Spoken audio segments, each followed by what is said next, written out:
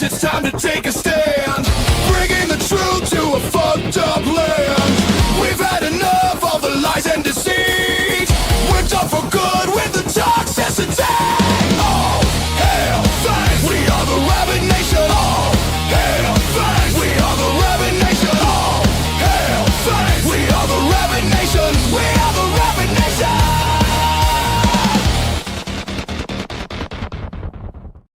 All right, and a hearty shout out to all of you in the Rabyd Nation. Welcome one and all, whether you're a person looking across the border, wondering whether to immigrate, whether you're a subscriber and thus a tourist, or whether you are a citizen who has paid for their citizenship.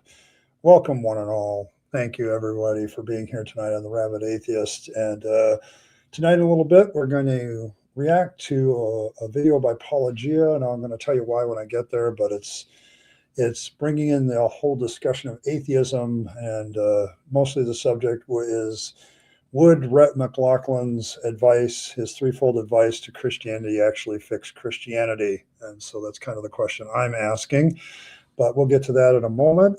Just wanted to welcome everybody. Thanks, everybody, for being here. There's a goal in chat. It's a little bit tougher to achieve on a weekend now.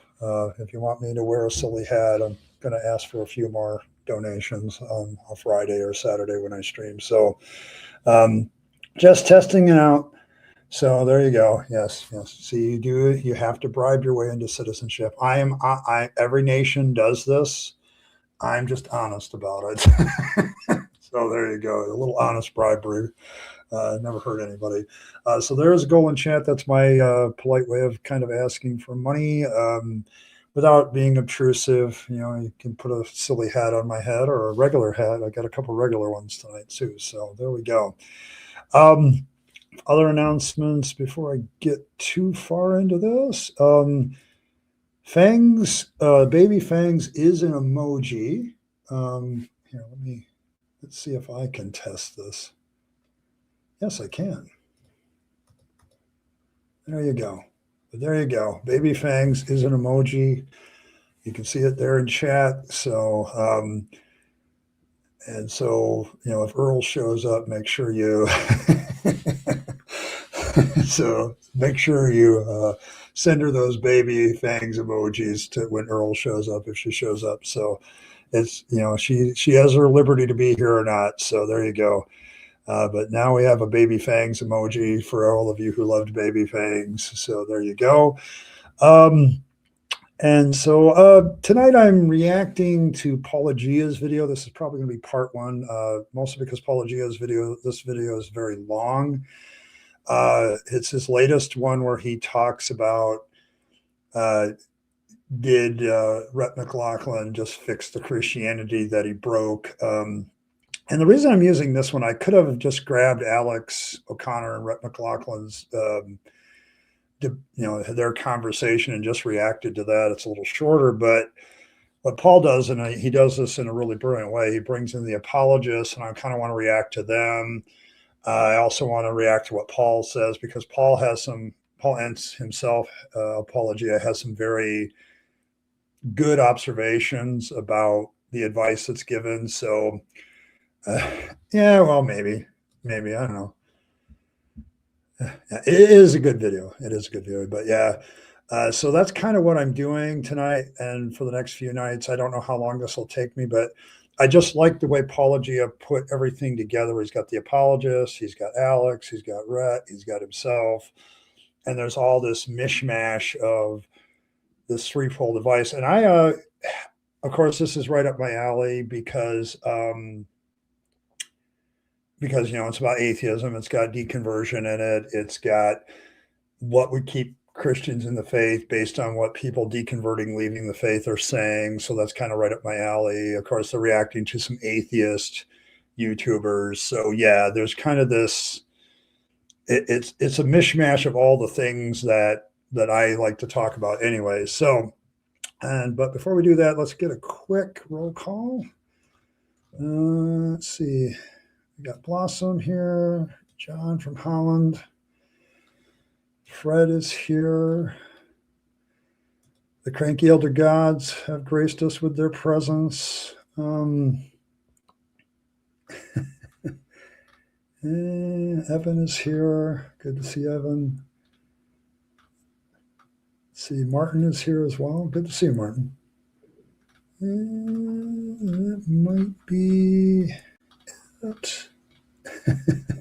Yes, Fred is here. You want to make sure he is here. All right. Well, let's pull this up, and I got to pause it and rewind it. Turn the volume back on.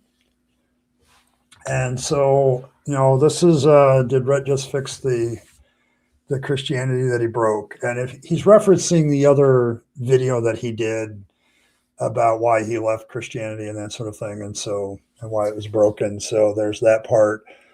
And then, of course, there's a few new apologists in this one that I had never seen. So I'm going to kind of deal with that. But this is his video.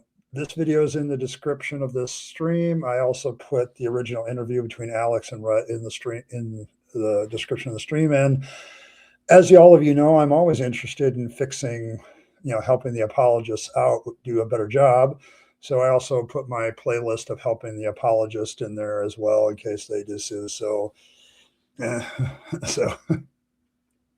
it's Dudell Reed. Okay. All right. So here we go. Let's get started. Let's just get started.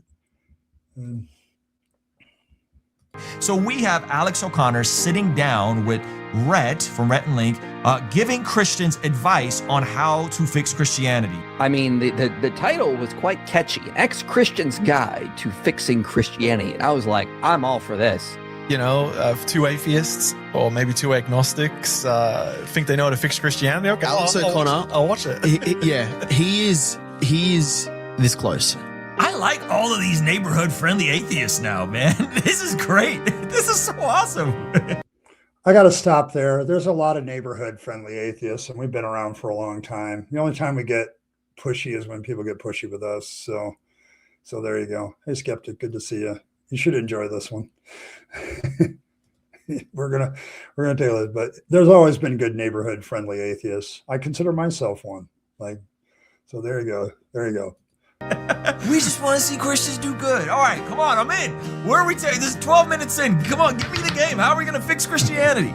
He's going to go on and talk about some things that can fix Christianity. Like, he has a problem with apologetics, which is weird. I don't think they intended this, but the whole interview of how they're going to fix Christianity, as you'll see, really came across as quite rude, looking down on Christians, being very demeaning.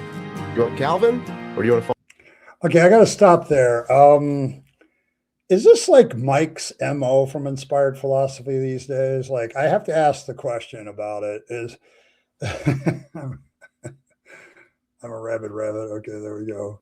But is this like his MO these days? Because this is like twice that I've seen this with him and Rhett, where he's like gone after Rhett's attitude or his tone or whatever.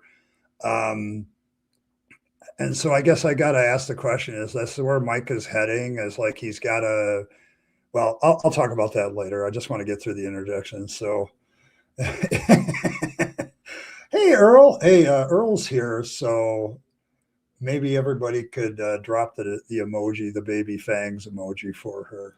If you can, if you remember, I think Earl would appreciate it. Hey, good to see you, Michael. But yeah, I don't know, Michael.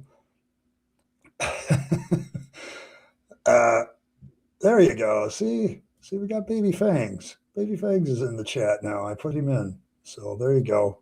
All for Earl. I do a lot of things for Earl. But yeah, I don't know if this is Mike's MO these days. I don't know. I've seen this twice from him. And I'm just wondering if this is like his thing every time he gets criticism, Like, I don't like the tone. I don't like the attitude.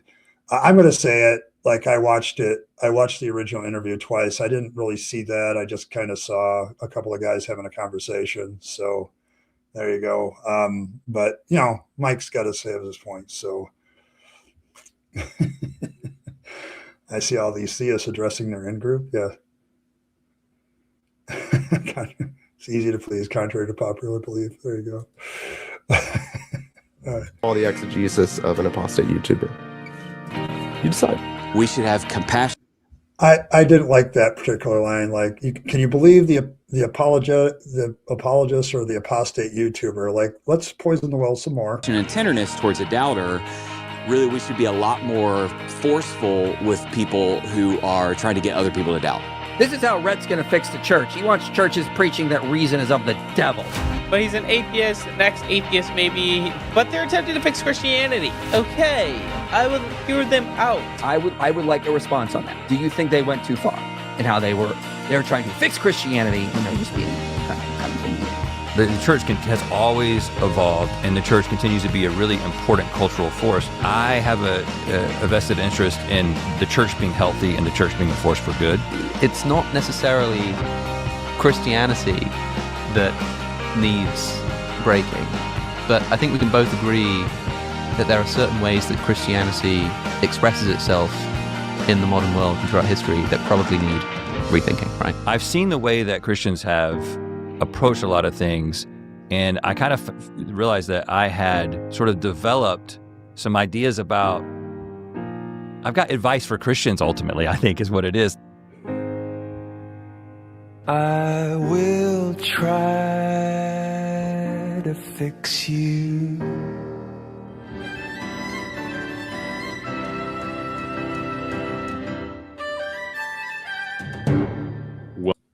Okay. I'm going to stop right there. Like, it was a great setup. I thought Paul did a good job setting this up. I don't know how you do YouTube without being clickbaity anymore, Blossom. Like, if you want to get attention, you got to say something. My whole thing is this advice actually going to fix Christianity? And I'm trying to put, like, as I'm doing this, I'm trying to be in both worlds. I'm like in the atheist YouTube space. I am the rabid atheist. But I also used to be very firmly in the Christian camp with, listening to apologists, engaging with apologists, trying to, maintain my faith. And so I'm kind of in both. And a lot of these apologists are new. So there's a few of these people I had never heard of.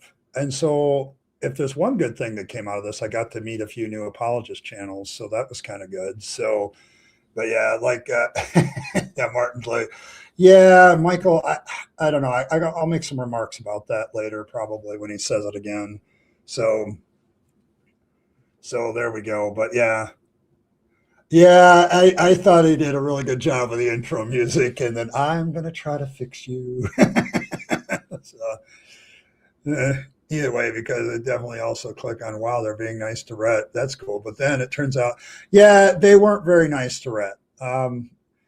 It's like, he's trying to give all this great advice about how, like, I've done this too, though, Blossom. Like, I have a whole playlist of helping the apologists, and they never take it as help. So, yeah, but it's like, it's,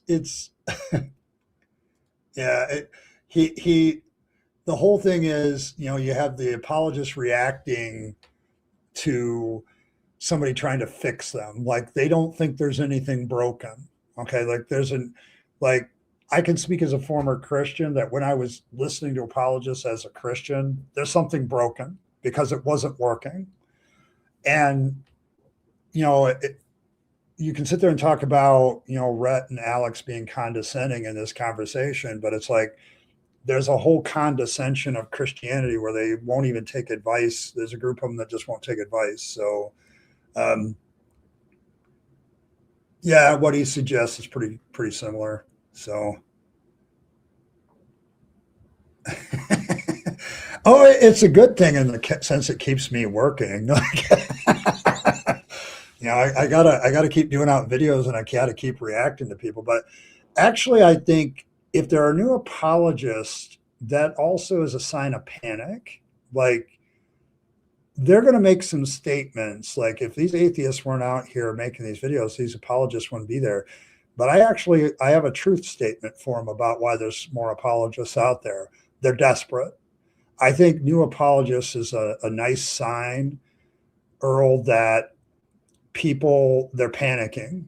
Like, if they felt that the old mainline apologists were working, they wouldn't need any new ones. But there's always new ones. So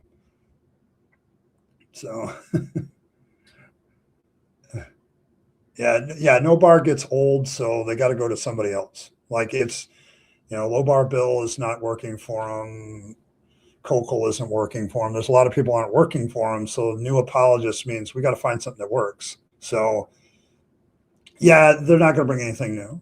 So, but it was nice to see that like, he's going to talk about who some of these people are, and I want to get to that part. So we'll let Paul do that for us. So, welcome to Paulogia, where a former Christian takes a look at the claims of Christians. A friend of mine, Paulogia, who's got a great YouTube channel, he's a former Christian that examines the claims of Christians. And today, we're returning to the world of many Christians responding to the latest conversation between Alex O'Connor, who's formerly known as the Cosmic Skeptic, but he goes by Alex O'Connor now. Yeah, I love this guy. He's probably the most well-respected and sharpest atheistic YouTuber. If you don't know his name, it's because you're not on YouTube. He is massively popular and very articulate. Alex is so good at that because he's heard both sides so much. He knows what's going on. And Rhett McLaughlin. Did I say your name wrong last time? Well, it seems to be the MO of anytime someone makes like a reaction video to anything, if your name is a little bit hard to pronounce, the beginning of the video is them trying to figure out how to say the name. Yes. And he interviewed, what's his name? Rhett McCracken? Is that his last name? McLaughlin. Rhett and Link. Rhett and Link. We'll have it in the notes, whatever the correct, Rhett McLaughlin. Rhett McLaughlin. If that's how you say his name, it's either that. It looks like McLaughlin, but Rhett McLaughlin, I think that is how it's actually pronounced. I can relate, Rhett. I can affirm that opening each video by saying your name doesn't solve the problem. Yeah, I only know him as Rhett. And again, if you don't know who he is, you're not on YouTube because they're one of the biggest YouTube duos that there are. They're very good at it. And he is an apostate Christian who used to be in college ministry, but deconstructed, as they say. Rhett McLaughlin, who is one half of the duo of Good Mythical Morning. And Rhett has been very publicly vocal about his deconstruction from Christianity. I would even say he was the impetus. He was the example, this Rhett McLaughlin, in the deconstruction movement that swept through evangelicalism. Some may recall that. Okay, I got to stop there. Deconstruction, like I get, like, people always think that the most recent movement of deconstruction is the most recent thing. It isn't. Deconstruction has been happening probably for the last 30, 40 years. Like, people have been deconstructing from their faith for a long time. It's been more popular. People have been able to talk about it. I think we've reached a level of deconstruction. A number of people have deconstructed where people feel more comfortable talking about it than they did before. But there's been deconstruction going on for a long time. Now, the guy makes a valid point about, like, there was kind of this movement sweeping through evangelicalism a few years ago of deconstruction, but it's been going on for a long time. Like, it, you notice the similarity too. Okay, there. I'm glad I wasn't alone. But yeah, it's the ex-Christian movement has been going on for a long time. Like, I could have argued, like, 10 years ago when I was deconstructing, like, leaving the faith, that there was that going on too. And statistics bore me out too. Like, 10 years ago, there was a big shift in Christianity in the United States where people were leaving Christianity. So this idea, there's a lot of Christians out there with this idea that this is a recent phenomenon. No, it's been going on for 20 or 30 years. So, so yeah, they're all just opposite Reddit atheists. So no, I'm not talking about that one. I'm talking about the other guy. Yeah, it's a process. Ron gets it right. Good to see you, Ron. You heard the name Butcher. Yeah. Well, the problem with McLaughlin, okay, is like if you're Scottish, it's McLaughlin. You know, like you add that CH that isn't there, the G suddenly becomes a C. So, so he goes into that. But yeah. Oh, yeah, it's not unique. People in all religions have been deconstructing. People change their faith and have for centuries. So it's what's up. Okay, there we go. All right, but yeah, so I wanted to make that remark. Like deconstruction's been going on for a long time. It's not a recent, even in evangelicalism.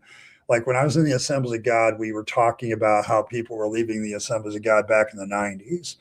And it was a problem. Like they had the whole decade of harvest thing in the 90s to kind of combat it, trying to start new churches and introduce the worship music phenomenon. A whole bunch of changes happened in the Assemblies of God in the 90s, trying to keep people in the pews.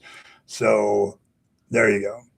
There you go. So I just wanted to make that sure.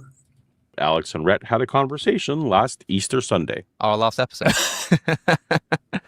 Yeah. I thought it's great. It's one of the most viewed episodes we've ever done. When Alex O'Connor and Rhett McLaughlin. Yes, there it is. last discussed Christianity, it took the internet by storm.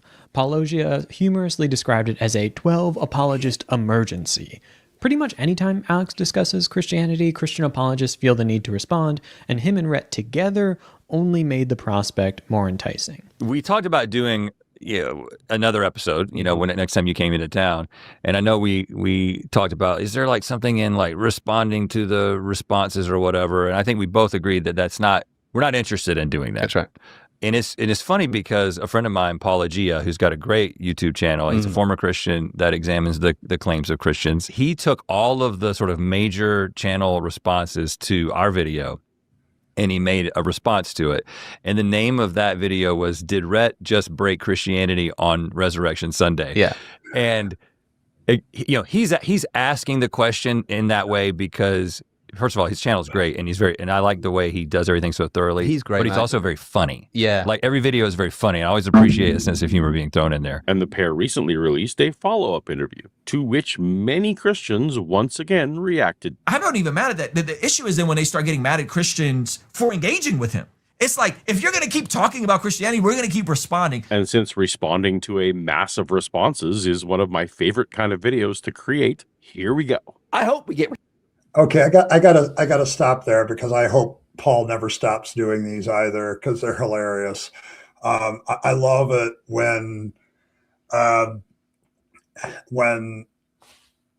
atheists do something and apologists react, and I love it when apologists do something and atheists react, and then apologists get mad at how atheists react. And at least they acknowledge who he is. Like, none of these guys are rude to Paul by not being able to say his name.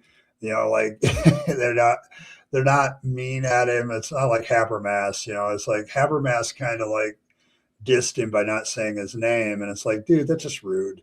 But these guys at least say Paulogia, so it was nice. It was nice to see that. So, and I hope he doesn't stop doing these because it takes all the various elements, and what Paul does in a very unique way is he puts it all together. And you can see all the different reactions. So yes, the Haberwalkie and the Nameless Seeker. Oh my goodness. Yeah. So there we go. But at least all these guys are like being respectful to Paul. So it was nice. Responses, because if we do get responses from atheists, I want to hold your feet to the fire. And then, depending on who, and because they mentioned Paulogia a lot, so maybe we will get a response from him on this. You did. You're going to hold my feet to the fire because I am the rabid atheist. So I guess I counted that. I guess we'll see what he wants to hold the feet to the fire about at the end of the video. I've watched the whole thing, so I know what he's going for.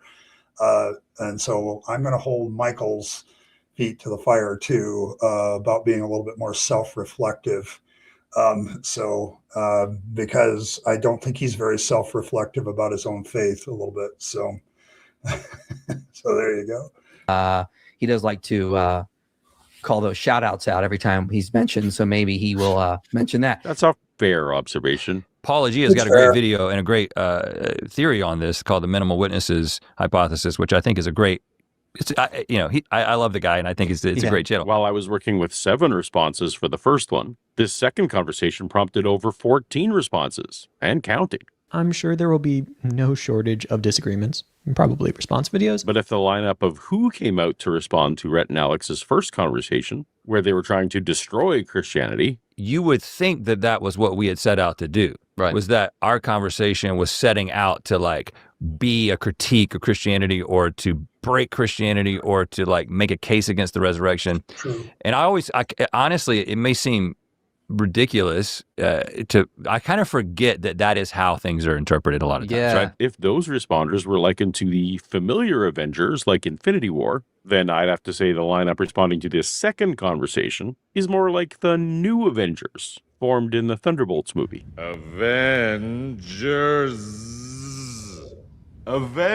with the Z, there is no copyright. But Thunderbolts is an underrated movie that people should watch. So I'm okay with new members to the team. Instead of responding to the same group of old white men over and over, I should perhaps be responding to the new ideas of the future of apologetics. This new group of young white men, mostly. We're still headlined by Peter Parker with his Ned in this. Okay, I got to stop there because, it's pretty much like, I don't know what I don't see too many apologists that aren't white. There's a few, but apparently,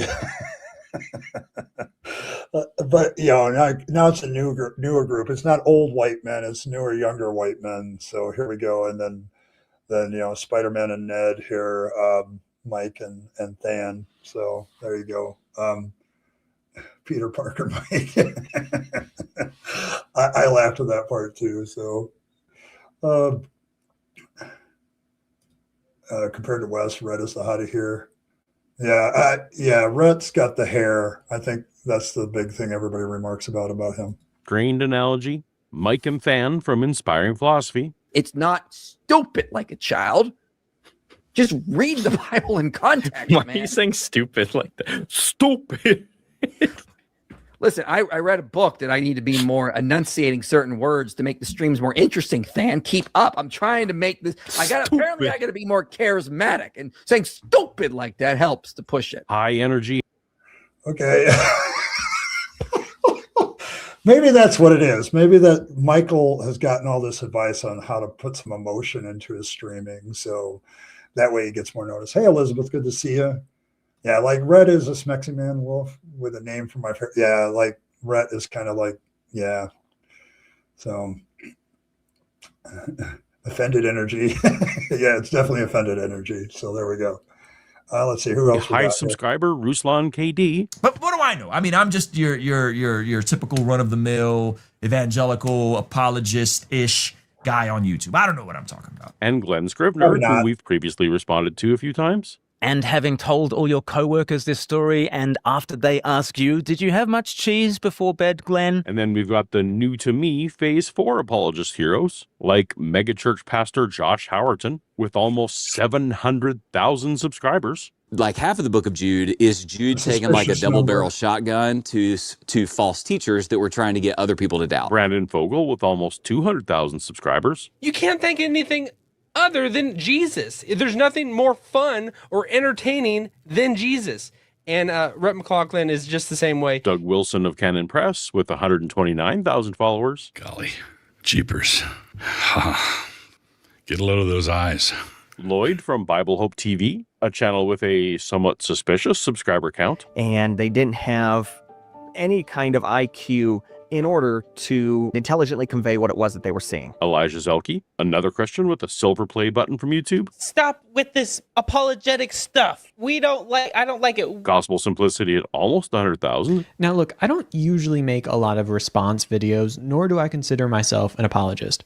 Primarily, I'm just a guy interested in theology. Father Tom from Ancient Faith. Yeah, he does He does have great hair. Brandon Estrada. At the end of the day, being Jesus curious is wonderful, but also it doesn't do anything. James Baird and Josh Howard at Covenant Matters. No, I said a gross one, not a good one. Okay, I thought you were besmirching PB&J, and we were about to have an issue. Continue, brother. I'm sorry. Brad, the PhD student. And on that point, Rhett is absolutely correct. And Jake and Ed from Australia on More Than Sunday. Don't believe me? Go to Instagram and search Christian fitness. It's all that. Actually, don't search that or you'll have to repent. So that's well over 9 hours of reaction, plus the original. Okay, I got to stop there. Yeah, like some of you have had some good, yeah. Right, Brent. Yeah, this is phase 4 Apologists with the new supervillain league. There we go. It's the new Avengers with a Z. I thought that was pretty good. Evanology, there you go. There you go. There you go. Old Father Tom says something of homophobic so that he has gray hair bites him. Yeah, but there's kind of a whole there's a whole new league out there of apologist supervillains. So from our perspective, and they probably look at me like I'm a mid-grade supervillain. I haven't been around as long as some, but I've been around longer than others. So I don't know what role the Rabyd Atheist fits in all the atheist team, but I'm happy to play whatever role it is. So there we go. But yeah, there's like one of the things I want to remark here is that just remember that Paul is like pulling from, like he just said it, 9 hours of reaction. There's a whole bunch of reaction to this stuff, and plus the original video, plus his own thoughts on it. The fact that he got it under 2 hours, I'm actually kind of impressed. So I don't know. I don't know. Yeah, I'm a Midgardian. Okay, I can buy that. I can buy the Midgardian. There we go. I'm just, yeah, an honorable question asker. Okay, there. Okay, there you go. I can see Scarlett O'Hara being your spirit animal, Earl. I can see that. That's true. You'd be a Black Widow? Okay, there you go. There you go. No, it's not it's being around a long time isn't the buff it used to be. It's being truthful and honest, I think, more than any. So there you go. Yeah, when he was on one of his other videos, he came by and stopped by, and he said he listens to videos at like triple speed. So, and YouTube can have it so you can listen to them at quadra speed, like 4 times speed. So that's how he does a lot of what he does. But then you still have to go back and find the spots you're looking for and edit. And he just has the time and I do not. So I'm kind of glad he does these videos because it gives me a good chance to react to stuff like this. So it's kind of fun. So keep her away from the Union Army. Frankly, I don't give a damn. Yeah, there you go. There you go. All right. So let's move on. Okay, so we have the lineup of apologists, some of the old ones, some of the new ones. So here we go. Original 90-minute interview. So that's a lot to cover. The most I've ever attempted in a single video. So we're not going to get to it all. I want to look at something most responses on this video completely ignored. First, we're going to do some introductions. Then I'm going to talk about some of the notable comments that I disagree with. Then I'm going to talk about some of the Christian commentary that I actually do agree with. Sorry, Rhett and Alex. And finally, I'm going to attempt to reframe Rhett's modest proposal into my own version, all the while simultaneously thinking that this whole endeavor is a bad idea in the first place. Hopefully I've remembered to put chapter markers in so that you can jump around if you want to. Some of you won't have watched Alex and Rhett's original conversation, so that deserves a brief recap for context. Now, recently the two have teamed. Just so everybody knows, I've actually watched that conversation twice now. So I wanted, when Mike gives his challenge to atheists, I wanted to make sure that I had watched it a couple times to get the tone. So up yet again, but this time, rather than exploring Rhett's deconstruction, they've outlined 3 things Christians should do to save Christianity from Christians. We need to save Christianity from Christians. That is the bold assertion of Rhett McLaughlin and Alex O'Connor. I kind of see this as, again, and because I come from this background, it's just like there's a good 3-point talk, good 3-point sermon. It kind of hit me that there are 3 things, 3 pieces of advice that I would give to Christians if they want to hold on to these people. Now, I'm here for this. I absolutely love the fact that Although Rhett has denounced Christianity and he has demolished his faith in Christ, he still has his Bible. I love that. And he's willing. Oh, gotta stop.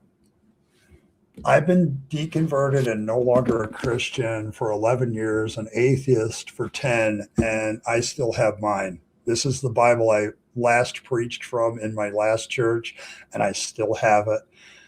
It's kind of a symbol of a past part of your life. It's not a, I hate to tell you this, Christians, but this is not the flex you think it is.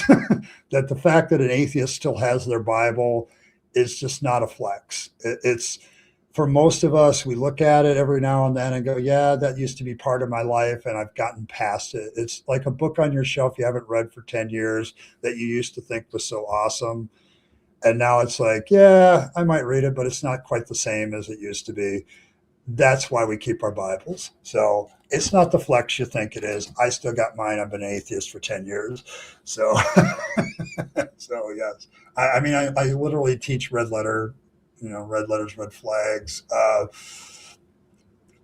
Yeah, I mean, me too. I mean, I still, I think I got to thank Kip Davis for kind of reviving some of my reading. The Old Testament got really boring there for a while, but now that I read it in the context of the prophets being propagandists for whatever king they're working for, and the propaganda being in the history, yeah, it's pretty good. Yeah, all books are good books, even bad ones. So there you go. There you go. It's kind of like that thing. The only difference is atheists are allowed to steal their Bibles from hotels, wouldn't pay for one. Yeah, there you go. All right. But yeah, it's not a flex. Okay. A lot of Christians see a Bible in somebody's arsenal and think, oh, he'll be back to faith. And it's like, no, there's nothing magical about that book. So, getting inviters or KJV, right? Yeah, it's gonna be one of those books that I'm gonna treasure. I think I've read part of it, and I had to put it down because I had so much thinking going on because of it. So I'm gonna have to pick it back up again and finish it. But it's like he got to the part where it's like propaganda and prophets, and I'm like, yep, I can see that. So it kind of reignited my stuff. So there you go. To bring it on a conversation with Alex O'Connor. But I see it as sort of 3 points. I would say they need to embrace faith, they need to embrace truth, and they need to embrace Jesus. Like a good evangelical preacher, Rhett had 3 points. You can take the boy out of evangelicalism. You cannot take the evangelicalism out of the boy. 3 points, and they are 3 excellent points. I'm with him. Embrace faith, embrace truth, embrace Jesus. Totally agree. Okay, because I'm gonna stop right there. The whole 3 points thing. I was a pretty good evangelical preacher with my 3 points, but I think these people have missed one part of that, which is to be a true evangelical preacher, you have to have 3 points in a poem. That was what my homiletics, our preaching instructor, told us, that you have to have 3 points in a poem. And because people easily digest it, it's actually a technique in evangelicalism. So there you go. So. Yeah, that's going to be one of my criticisms, by the way, Blossom. You're kind of hitting the thing. Like I disagree with Rhett on the first point pretty hard. I'll just let that I'll tell you why in a little bit, but yes. So yeah, but yeah, see, Earl has a Bible, a Quran, and a couple of Dianetics. You have your Bible on Kindle. So yeah, I've always had a Bible. I've given away all my expensive ones, but I always keep a paper copy, though. I use online versions most of the time. Yeah, once again, I'll get to that. All acquired after I was an atheist advocate, used some reference on debates. So mythology as a kid, but kind of lost interest in no Bible here. Okay, there you go. So, but yes, like the 3 points in the poem, like you're missing the poem part, guys. Like you got to have a poem to be a true evangelical preacher. But yes, having 3 points in your sermon is pretty good. And this is one of the few times where you'll see Michael agree with Rhett. So I got to play this part. Totally agree. So good so far, everybody. And we're going to see Rhett is the one who's going to come up with this 3 point, analogy, 3 point process that can supposedly help keep people in their doors and not ending up like Rhett or Alex. Rhett and Alex spent a full 90 minutes fleshing these out, but briefly, point one. Ultimately, what I'm asking for, I think, is just embrace the fact that it's a faith.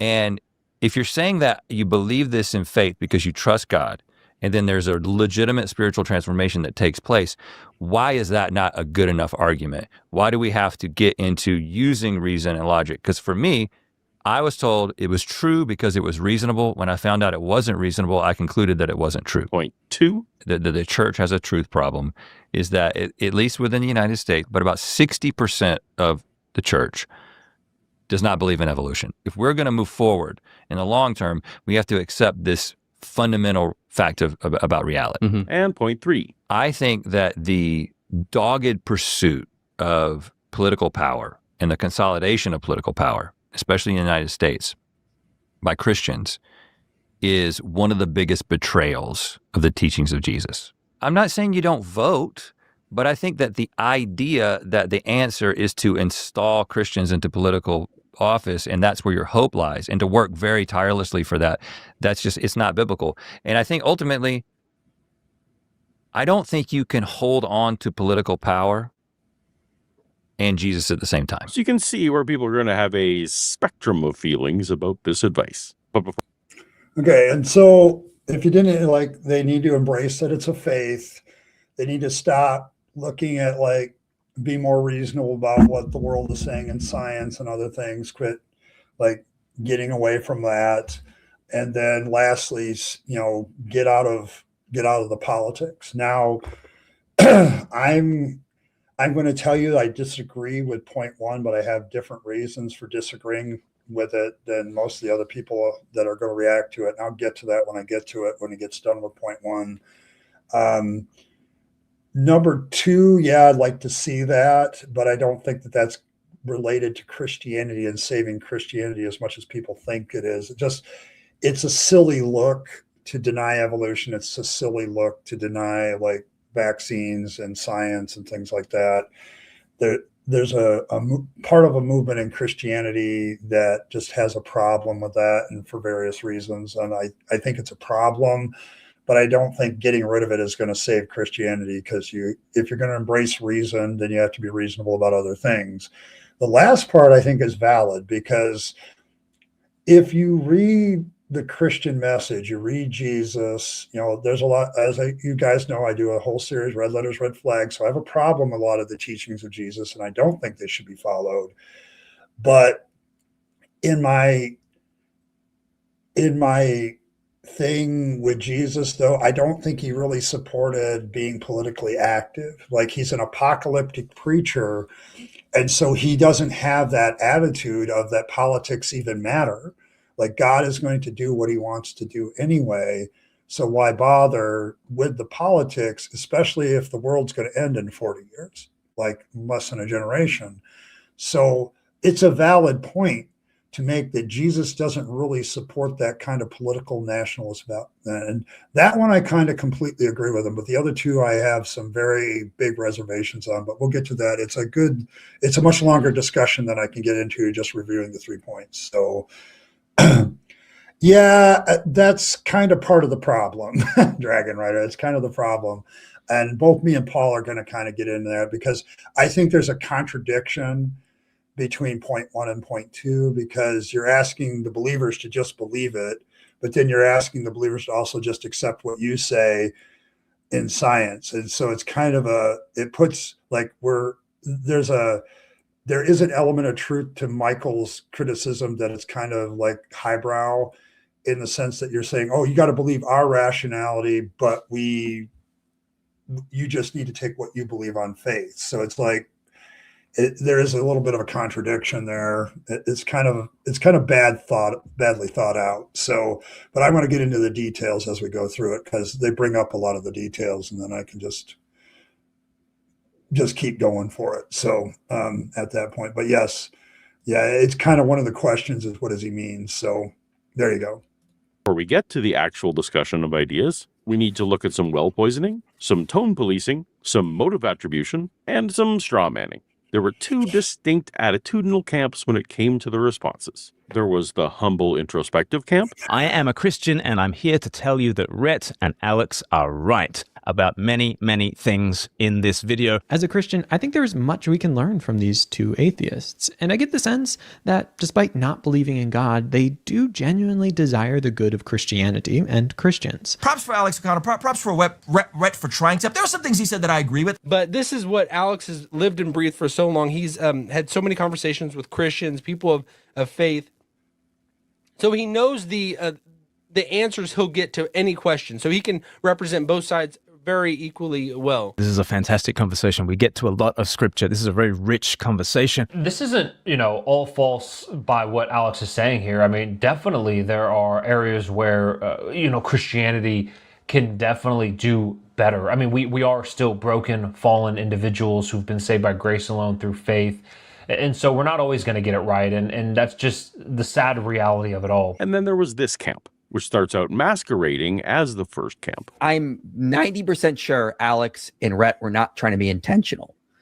But the interview they put out was just filled with intellectual snobbery. It was very demeaning. It came across as very arrogant. I was getting more and more angry at like how rude they were being. And it's like, I don't think they realized it. Honestly, I do not think they realized it. Okay. I got to stop it there. Once again, and I think I stopped at a great place with Mike there. So, but project much? Like, I don't know. I've watched the interview twice and I didn't really see what Mike is saying per se. I guess I could see how it come out. And he uses the word unintentional and all this other stuff. That he didn't like the tone. It was unintentional, it was snobbery or whatever. How do you think an expression like, we Christians believe the true faith, you have to have Jesus to be saved because he's the way, truth, and life, and the only way to salvation. We have found that truth, and the rest of you are dirty, rotten sinners that don't have the truth. You're lost. You're going to go to hell. How is that in and of itself not also condescending in an unintentional way? Like, I could literally go through every idea that people hold as very sacred, and because they hold it sacredly, the way they talk about it could be that way. So yeah, I thought the projection was pretty real. I didn't see it either. I know this is what he's going to hold his feet, old atheist feet to a fire. So I'll probably put it in every video that we do on this, every live stream, but I didn't see it.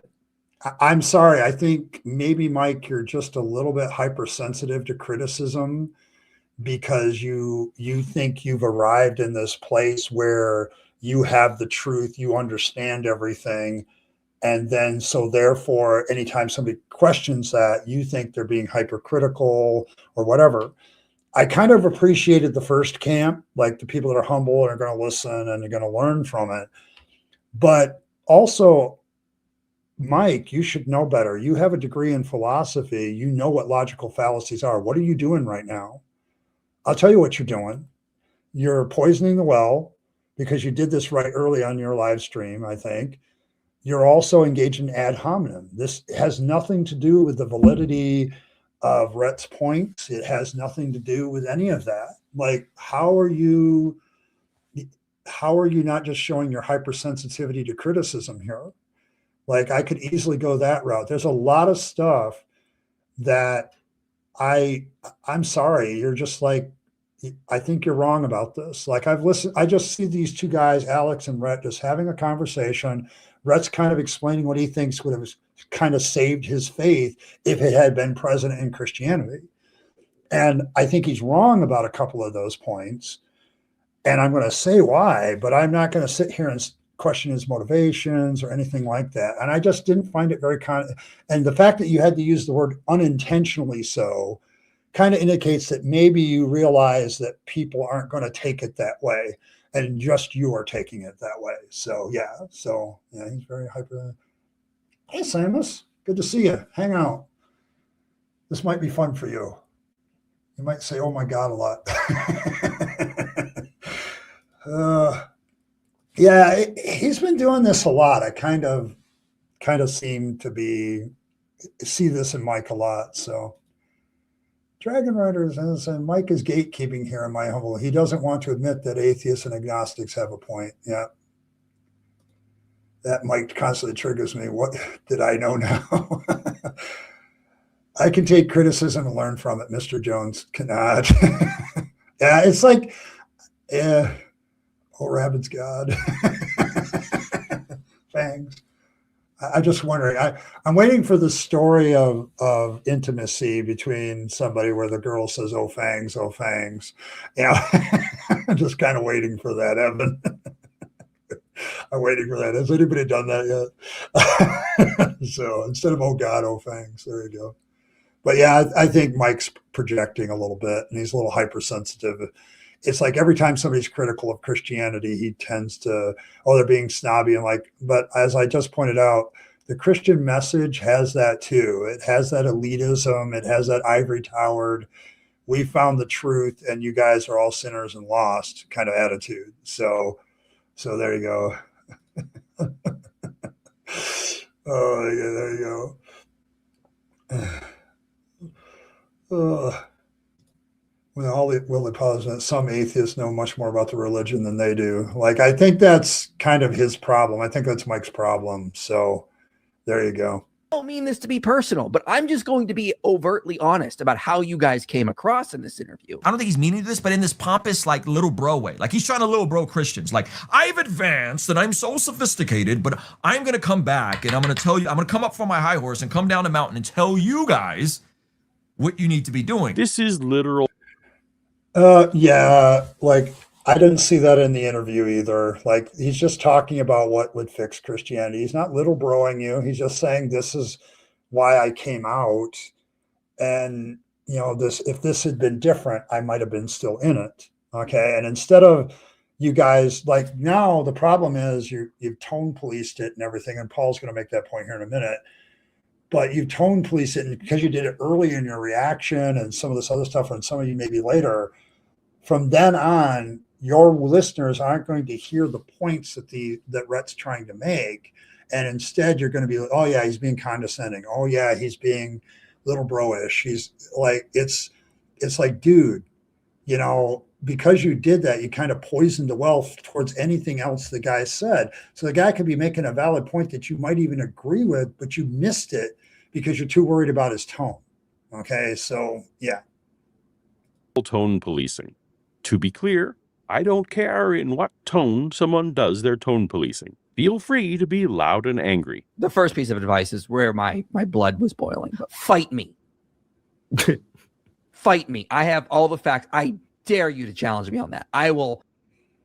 Michael, you don't have all the facts, and that's the problem. Like, that's a very arrogant statement to say. The fact that you're willing to fight over it kind of shows you don't have the humility as a scholar. Like when I first was watching Inspired Philosophy, I felt there was a little humility, but somewhere along the line, you've kind of lost that, Mike. So it's very arrogant to sit there and say you've got the facts and you got the truth. That's just not true.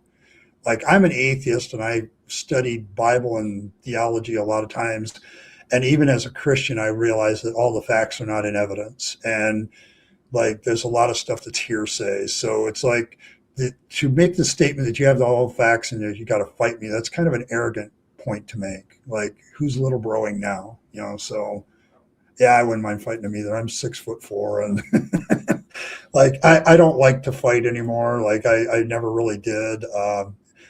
This other guy, was it Zane or whatever, is going to make a point about football, and seeing I played American football too, I got some counters to that. So a bro wants to fight. Yeah. So there you go. I will unleash a hurricane. You're on one today, man. Well, I mean, I'm just letting them know how I feel. And if they want to fight me, come on the channel and talk to me. Seems like you were looking to be offended, Mike. Like, you were looking to be offended. You were trying to do it on purpose. And I'm trying to give you some advice. I liked the Mike back 6 years ago when he was a little bit more humble about this and realized there's a lot of debatable points. But I think maybe counter apologetics is starting to get under your skin because you haven't found a magic bullet to make it go away, because there isn't one. In fact, you don't really have any good ammunition that isn't blanks either. And I think you know it. And so you get offended about this stuff. Like, sorry, religion is a debatable ideology all the way across the board. And so is, atheism, all of it. It's like, it's in the arena of ideas. You're going to be countered. Get over it. Like, get over it.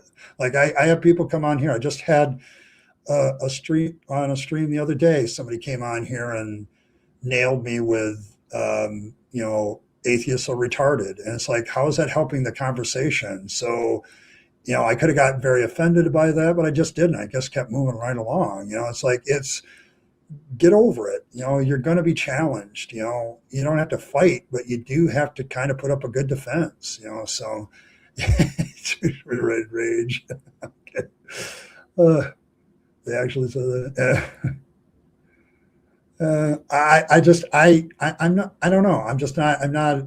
not a fan of Mike anymore. Like, when I used to hear, oh, you got to go over to Inspire. He has the Inspired Philosophy. He's got the answers. And I'm like, I'd listen to him. That's the same shit I've heard for years. Like, he's not unique. Okay. As apologists go, apologetics hasn't had a long way. So there you go.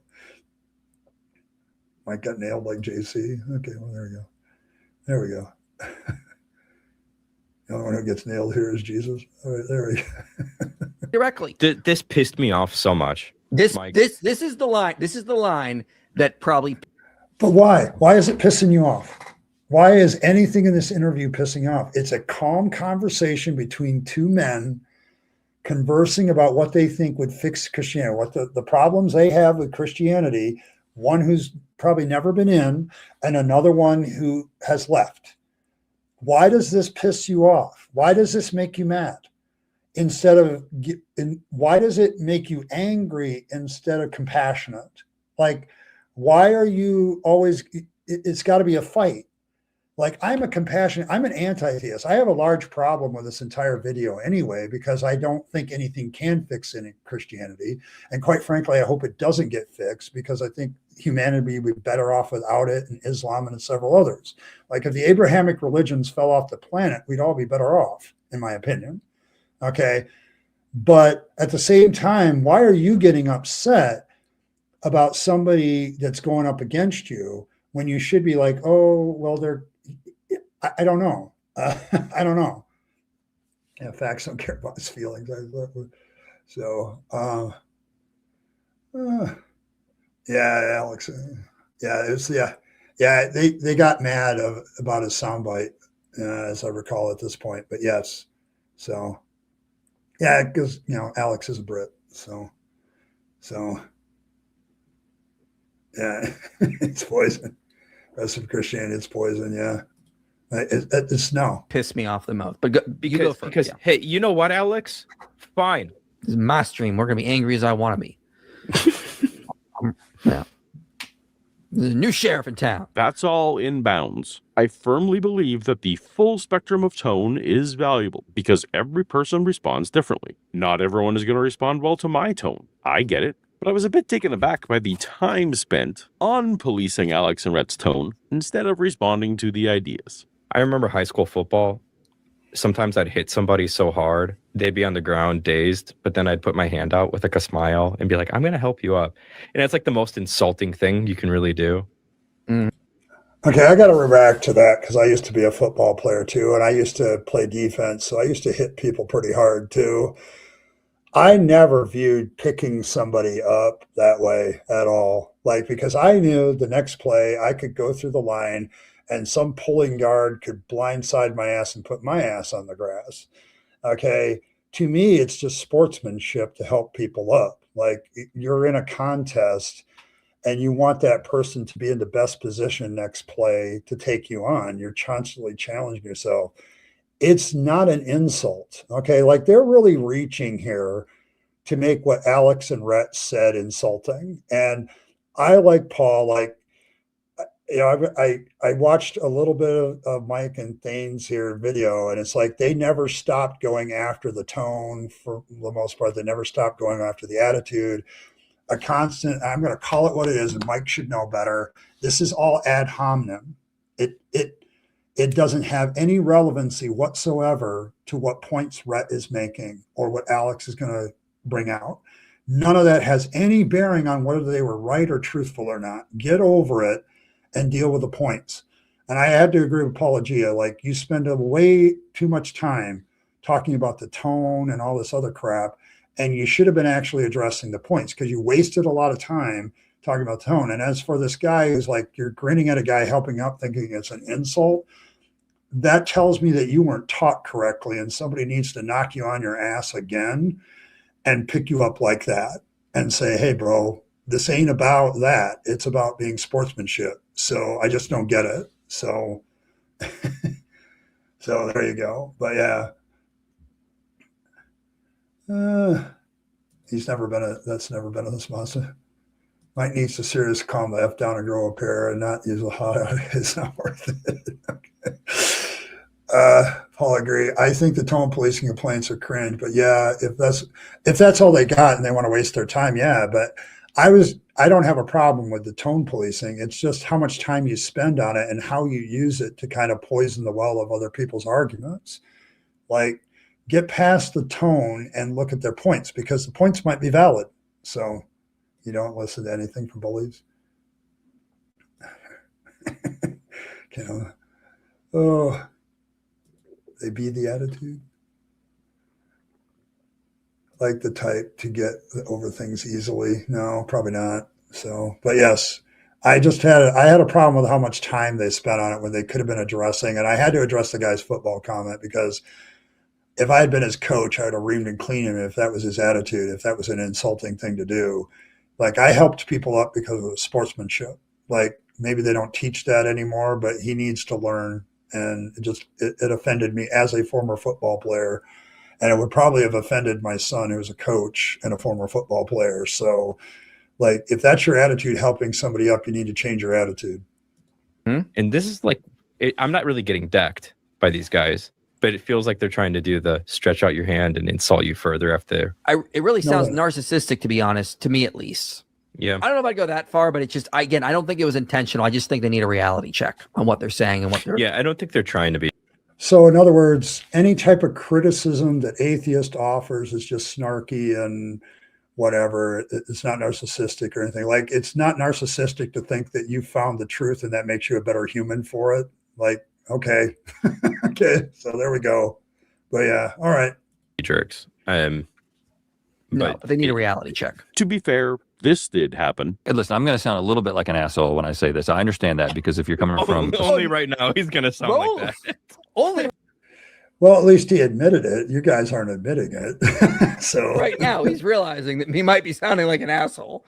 Not earlier when he was saying we're supposed to be dumb and believe foolish things. Maybe it's because Rhett and I are so similar in our backstories, so we're already on a similar wavelength on such things. But I thought he was very clear when he expressed his intent for putting forth his 3 pieces of advice. If multiple worlds theory is true, there's definitely a lot of Rhetts out there who are still Christians. It could have gone a different way. Now, on the other side of it, you know, as somebody who's no longer associates with it, but is still so interested in it, right? I'm always going to be interested in it because it's formative to who I am. Yeah. I've got advice for Christians, ultimately, I think is what it is. Like, if you've got people like me who are currently in the flock and you want to keep them there, I think there's some things that you could do differently. Clear. Okay, so yes, Paulogia, Rhett, and me all have very similar backgrounds. I think there's a remark. I'll wait till it gets there, because I think Paul makes a remark about Bible quizzing and later, and I have a suggestion for me and Rhett and him, because I was a Bible quizzer too. So when I was a teenager, but yeah. I don't know. It hasn't been very long, Dragon Rider. I couldn't get you, but he did the other interview like right after he left. So I don't know if it's been very many years. Like, I think he's very early in his deconstruction. Like, some of the advice he gives feels that way. It feels like the same stuff I would have done 7 to 8 years ago when I was giving advice about deconstruction to that. So yeah, I mean, thanks. I'm glad I'm not the only one that sees that, but like, that's not how sportsmanship is supposed to work. So yeah, reality check. like they got to have a reality check. Yeah, well, maybe you got to have a reality check. So, like admitting that you might need a reality check from time to time. Yeah, there you go. But right, Rhett offers 3 points. 3 points on fixes the church should implement to be better, so people like himself would come back to the faith. Well, not bringing him back to the faith. That ship has sailed. Rhett is giving advice on changes to Christianity that might have kept him or people like him in the church while he was still there. Because he's sort of like implying everyone has to think like him. No, he's not. I've watched that interview several times, Mike, if you listen to this later, but he's just talking about himself. Like if these were the 3 changes that have been in Christianity, in another alternative world, he might still be a Christian. Like, but these are the things, like he's kind of pointing at the things that kind of broke his love of Christianity and why he thinks Christianity is kind of shit. And his first point, I disagree with. I don't think it'll help Christianity, but it is a major point of why people leave. They realize it is just a faith and there's not a lot of rationality to it. Okay, and that's the problem. So he's sounding like such a narcissist. Yeah, the projection's pretty real. Yeah, I agree with that. But yeah, like I don't think he's doing that at all. Like he's not being that way at all. I think you're taking it that way because I don't know, maybe all these years as an apologist is starting to make you a little sensitive to criticism, but because you think you got it. But I don't know. I just don't see it. Live in the age of diversity, except diversity of thought. Like everyone should just agree with me in my thought processes that this is unreasonable. Rhett understand. Okay. Oh, back up. Everybody should just agree because everything else is unreasonable. All this other stuff is unreasonable. Isn't that what Christianity says? Like all of the religions are unreasonable. Like, I'm sorry, I can read the words of Jesus. I'm the way, the truth, and the life. No man comes to the Father but by me. That sounds pretty arrogant in that kind of. Is Jesus Christ open to alternative ideas and worldviews then? You know, when they say in the book of Acts, you know, there's salvation in no other. Peter says other name than Jesus. Isn't that kind of like there's no other thought process that you're allowed to have? Like, look in a mirror, Mike. Look in a mirror. You know, like look in your mirror. So I just don't get it. That there are people who are not like him and is not attempting to give advice on how to keep people who are not like him in the church. But Rhett is presumably the most qualified person in the world to speak to the mind of younger Rhett. We gain nothing by telling them we know their hearts better than they do. And yet there was plenty of ascribing motive and bewildering complaints that Rhett is approaching the topic from his own perspective. Yeah, but he's rejected the Christian perspective. So why does he care about this? Why does he care about what he regards as an internal inconsistency? It's not an internal inconsistency, not at all, but why does he care? Why does he care that Christians are not obeying the words of Jesus when he has rejected the words of Jesus? Why are we supposed to now obey the Jesus that he has jettisoned, thrown away? I view it from the perspective that he is on the sideline. He has taken his ball and he has went home, but he's also wanting to coach from the sideline and saying, Christians you can't be doing that when you're not in the house anymore, man. So, but he's given that kind of that mindset that he's, that viewpoint that he's telling us how we should be doing things on this planet when you're no longer a part of the game. You're not in the game. Rhett's still in the game. He's just not on your team anymore. Correct. This is something that these people miss. Like, there's a reason why Ed Rabyd, the rabid atheist, is no longer playing for the Christian team. Like, I'm not quarterbacking for my local church. I'm not doing that shit. Okay. I have literally not taken my ball and gone home. I've realized how dangerous my team is. And how they're not doing well and the reasons they're not doing well. And so I'm getting up and I have literally switched teams. Like I play for the atheist team now. I'll do that. But it's like, it's not that I'm not in the game anymore either. I'm still in the game. I'm just on the other side. And so is Rhett. Rhett is on the other side. And he's like, he's telling you why he switched teams. He's telling you why he left that team and went to another one. He's like an athlete who has realized that the team he's on isn't winning. It's not legitimate anymore. It's not a legitimate contender for truth. And he's gotten up and he's walking off to another team that is, or at least he thinks he is. And that's fine. That is perfectly fine. And that's fully within the realm of ideological anything. And what I get absolutely pissed off about sometimes with these guys is that somehow they don't seem to think, well, why do you care? I care because for the same reason that somebody's, you spend all your time watching somebody, you use a product, they use the product, you rah the product, then you find out when you look at the ingredients that it's all water and it doesn't actually do anything for you. So you realize that, you come to that realization, you stop spending money on it, you stop spending your time on it, but then you notice all your friends and people you care about still are in that game. They're still getting taken in, they're still getting suckered by the snake oil. So you play on the other team, trying to point out to them that you're still getting suckered by the snake oil. And I'm doing it in a very compassionate way. I'm a compassionate anti-theist. I don't try to I understand why people stay in the faith and think it still works.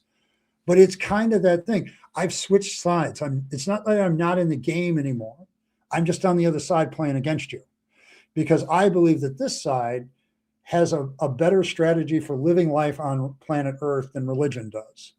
Okay, now you can disagree with me all you want, but don't sit there and say that I've left the ball and I don't care, because I have a deep caring when people with religious beliefs try to press those beliefs on me using politics and society and everything else, and don't respect that I have the right to play for the other team. Okay, that's my problem. And so when these two guys, like, I've never understood this objection about why would you care? It's like, I used to play on the team.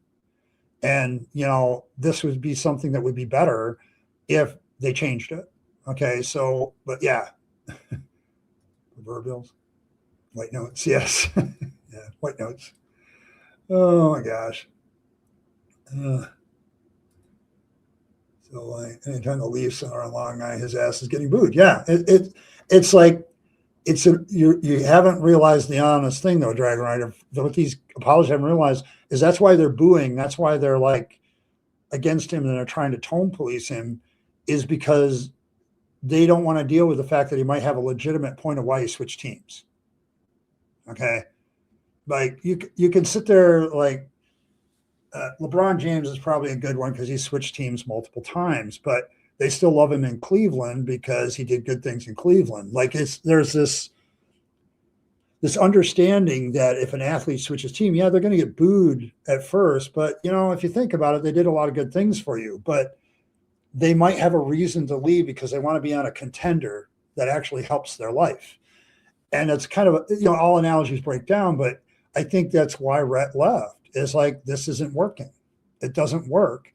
And it's why I left. It's why Paulogia left, because I was told that Christianity had some historical basis in reality. I was told that there was good evidence for the resurrection. I was told there was good evidence for this and this and this. But when you analyze it and you use actual standards of evidence that are a little bit more stringent to get to the truth, and you understand there's alternatives, you suddenly realize the team that you're playing for doesn't have a winning strategy because it's not based on truth. It's all cheerleading and no substance. It's like you finally look at the athletes on the team and they're, they haven't been to the gym in years. Some guy's sucking down, his 200th soda, and it's like, they're just not ready. So it's like, yeah, it really does. Like there's a non-human, like dehumanizing, like I'm not supposed to be in this game of talking about it, just kind of pissed me off too. You're right, Bren. Like these guys don't look like they're bad guys, but it's like, dude, I have a right to talk about this because I left. It's like, what, you don't want me to talk about your cult? Oh, it's not a cult. Well, then you shouldn't mind me talking about it. So I just don't know. But yeah, Paul makes an excellent point. We didn't take our ball and go home. We all have very similar backgrounds, and we decided to stay in the game. We're just playing on the other team. By this logic, and keeping with the sports analogies, when networks broadcast a game, the audience should dismiss as meaningless anything that former players on the sideline panels have to say. They're no longer part of the game. Only current players can have insight. and only players on your own team can have insight. Any outside observer can never lend valuable perspective. I suspect these gentlemen have never operated a business, because the feedback from someone who's giving you a 1-star rating should be considered with more introspection than a dozen 5-star ratings. You can never find out why customers are leaving if you don't talk to a customer who's left. The customers who stick around are important, but they don't have the data you need. It's just church hurt. Okay, I'm going to say amen to Paul there. Like, I've worked in retail for years. I know for a fact that we look at the people that don't like us. Like, we look at the people that don't give good reviews, because they may actually have a perspective that other people that are just fans of the store don't have.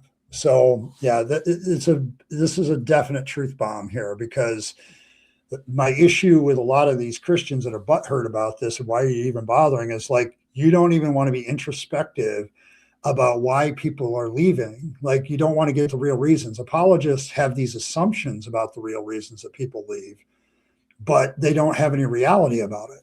Like, it's one of those things where I'm like, why wouldn't you want some introspection on this? Like, Paul is definitely doing that. So, it's like, I don't understand these people when they do that. Like, they're missing a valuable opportunity to find out what the problem is, but they want to dismiss it like they don't have any problems. And that's a lot of problems with apologetics, is they don't think that there's a problem, and they think that they're doing the right thing, but they don't have any perspective. So, and this guy's going to say one of the typical things is bullshit. So I want to replay it. He's just been hurt by the church. Yes. And he is naming all the things, the reasons why he left the church. Yes. He's naming all.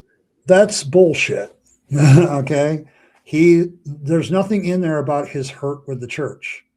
You're reading into that big time. And I hate to break the news to you, but the myth that people leave the church because they got butthurt about something is just that, a myth. The top 3 reasons that people leave the church, in general, all churches, have nothing to do with something happening in the church. Now, I'm going to tell you, I got a lot of flack after I left. I got a lot of hurt after I left the church from people that were Christians, but it wasn't a hurtful thing. I was considering my deconstruction for over 20 years. Like, I was having problems with my faith, trying to hang on to it. It's like, what the hell? That has nothing to do with what I'm talking about here. And so I'm sorry, every time I hear this from apologists, like, we just had some butt hurt and that's why we left and now we're complaining about it. How is they need to embrace it's a faith. They need to accept the truth of the world a little bit better. They need to embrace the teachings of Jesus Christ as far as politics is concerned. How the hell does that have anything to do with butt hurt? Like, it doesn't have anything to do with butt hurt. It's a legitimate criticism of what the church is doing. Now, I think the first point's wrong. That won't help the church at all. If I can put myself back in the evangelical church, that's not going to help the evangelical church at all to just accept that it's a faith, because there's a uniqueness to Christianity that they have to maintain. Otherwise, it's not really good. So the reasons, everything that's wrong with the church, this is wrong with the church. This is wrong with the church. Yeah. It's not good enough for me. You know what I mean? This sort of thing. And for me, what does that mean? Everything's about him. Did you want Rhett to make a video about what other people who are not Rhett find wrong with the church? Yeah, I mean, yeah, that's a valid point. Like, what do you want? Do you want us to talk about other people, or do you want to tell us our perspective of why we left the church? Like, what do you want? Like, I don't get it. So think about it. Can you honestly not come up with any ideas? I never make a mistake of some of the guy, and he wasn't even there either. Yeah, the church did partially hurt me, but it's so low on my list of reasons for leaving. Yes, and that's the thing they don't want to accept. So semi-random, but I treated myself there fleshy, and it's been delightful. I think I might name it Fags Jr. There you go.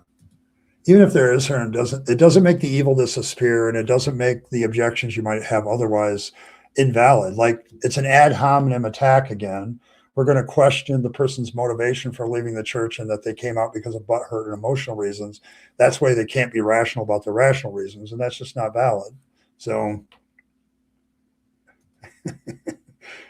Yeah, I mean, it's a perfectly valid story, but they don't want to believe it, because if they start believing it, then maybe they'll realize there's something wrong with their apologetics. So, there's a lot of no true Scotsmen. I thought it was Scottish. I took my entire family to Scotland, dressed up in the traditional garb, got pictures taken by what I thought was our ancestral castle. We learned that the spelling is most likely Irish. Cultural appropriation. No true Christian accusations as to why Rhett's critiques don't apply to their superior version of Christianity. If you're listening to Rhett, who's an apostate YouTuber, and you're saying, man, they're making a lot of good points, look in the mirror and ask yourself, is my political theology classic Christian, Protestant, much less Presbyterian and confessional political theology? Nobody's claiming that. you had to use the word Presbyterian in there. Like, so everybody who's not a Presbyterian is going to object to that because Presbyterian is a falsehood. Like, I hate to get into the mix of there's multiple different versions of Christianity here, but I'm going to go there. So, yeah, it's more poisoning the well. Like, you're going to listen to this apostate Christian. It's like, why wouldn't you listen to an apostate Christian and find out why they went apostate? Why wouldn't you do that? Because it might be very valuable to figure out what the problem is. So there you go. There you go. And maybe some loons are claiming that. I don't know. But I mean, the real Christianity is not about that. Rhett McLaughlin really deconstructed from the evangelical understanding of Jesus and the church. Rhett is pushing an Anabaptist interpretation of this passage, which is perfectly valid.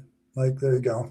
And he says, anyone who says otherwise misunderstands the Christian faith. Well, if you're Anabaptist, you may think that, but we're not. We're Reformed. So go read Calvin. You don't want to read Calvin. He was an asshole. Okay, I'm going to get blunt here. Like, a lot of the criticism of Rhett goes into this, like what Paul is pointing out is it's like going right in.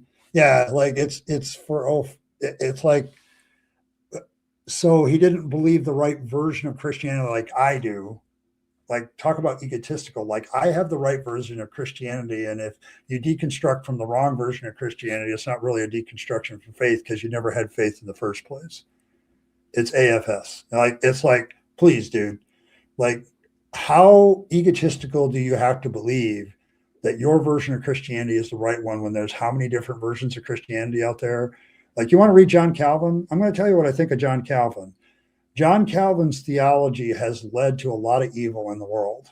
Like this whole doctrine of election, of thinking you're the elect and special because God has preordained you from the creation of the world to be his elect special people, is somehow not goddamn egotistical. You want to talk about me being egotistical? Read John Calvin. I've read the Institutes of the Christian Religion from cover to cover when I was in seminary, and I almost threw it away because I felt it was useless. Like, it was a theology that I didn't agree with and I didn't think was biblical. So yeah, yeah, it comes down to this. Yeah, John Calvin was an asshole. Like, if you look at his life and how he treated people, he had people killed because they didn't believe as he did. Like, you know, his stuff, Manifest Destiny, we're the elect of God, like all that stuff that has led to all kinds of human misery is just there. Like, and these guys want to say, oh, if you just had the right kind of Christianity, you wouldn't left the faith. I'm sorry. The problems with Christianity are at its core, not on all the peripherals of the different denominations. And this just kind of makes me mad that they did this. So there we go. Evangelicals are more like Muslims, right? They treat the Bible like a Quran.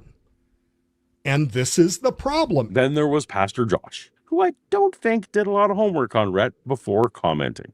So what you got right here is you got a guy who is deconverted from Christianity, says he hates Christianity. And I don't think the Christianity needs to be broken. I have a vested interest in the church being healthy and the church being a force for good. Doesn't believe a single word of the Bible. This is maybe my favorite passage just because it's so personal to me and my experience. It's the guy that you know who hates everything about the Bible. I love.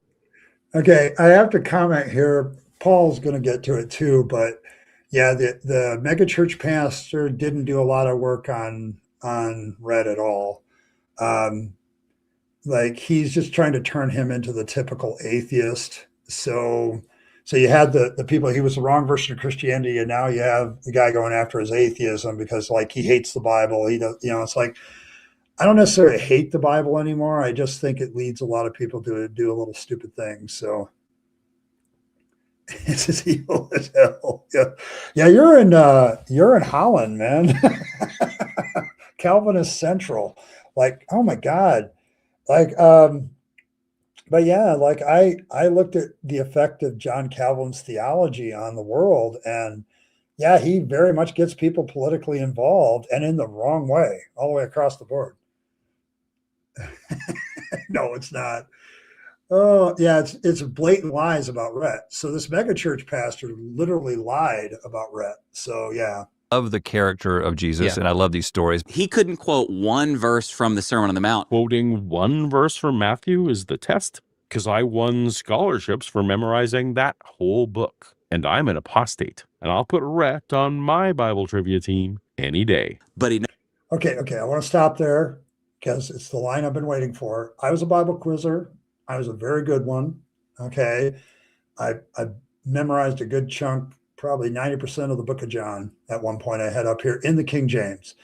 I have a proposal, Paul, if you watch this later. You need to contact Rhett. Let's the three of us form a Bible quiz team, and we will take on 3 apologists. I will do that. Pick a book of the Bible. I'll study it. I'll get ready. You do it. We'll get ready. We'll take them on and see how we do. Like, we'll see who takes this seriously, who knows the Bible and who doesn't. Because it was my study of the Bible. Like, I don't know what we call the team, but let me form a Bible quiz team, and we'll take on anybody. So, so there you go. That's where I'm going. So Calvin had a great time. That's different Calvin. That's the only Calvin I like honestly, an honest Calvin. I think this guy's problem, it's on the screen here. I'll make myself small again, but he is very like typical. His view on atheists is like they're all the same. And that's where he messes up.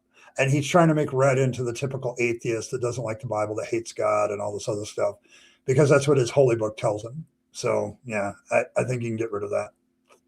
So traumatized by her experience as a Calvinist that she doesn't want to ever talk about the whole sect again. Yes, that's actually a comment. Right? So I think it's a great idea.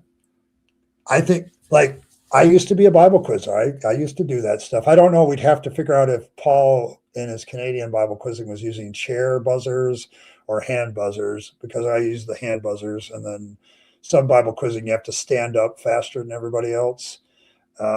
So that's that. But yeah. So I think it's a great idea. Like me, Paul, and Rhett, I could do that. Like, I'll sit in the third chair. I don't care. But yeah, like, I was very good at Bible quizzing. And that's the thing. Like, I don't hate the Bible. Like, if I hated the Bible, do you think I'd still have this thing around? Do you think I'd still hang on to it? No. But it's like, no, this guy has kind of gone down off the rails for me. So scientific progress goes boink. Yes. I like that Calvin, though. He's more like his namesake than I agree, Elizabeth, in some ways, but that's what makes him funny. Like, and I can have humor, a humorous Calvin like that I can bother, but the real Calvin, the real John Calvin, yeah, screw him. Like, I don't love him at all. So good thing he's dead. Notice the verse, judge not. And he's going to make sure you don't do it. And instead, they were cool, calm, and collected because they trusted that God was accomplishing his purpose, and they were busying themselves with the work of Jesus, being the hands and feet of Jesus, feeding the poor, caring for the orphan, caring for the elderly, caring for the widow. But they all want Rhett to come on their channels. Bro, we are right here. We have asked you to come discuss with us. Rhett is welcome on the channel anytime he wants. You can come and talk to us, Rhett. You don't got to run to Alex O'Connor. You can come talk to me. You can talk to Mike Jones. You can talk to Wes Up. There's a ton of... This is kind of disingenuous, guys, because you guys talk about theists that have no idea, atheists that have no idea that you exist, and you trash them. You know, do you go to their shows? Do you like, like, I don't know.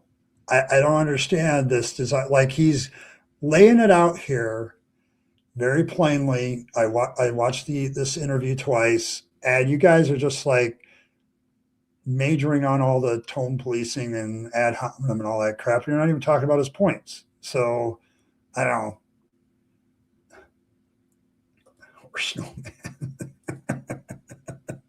Yeah.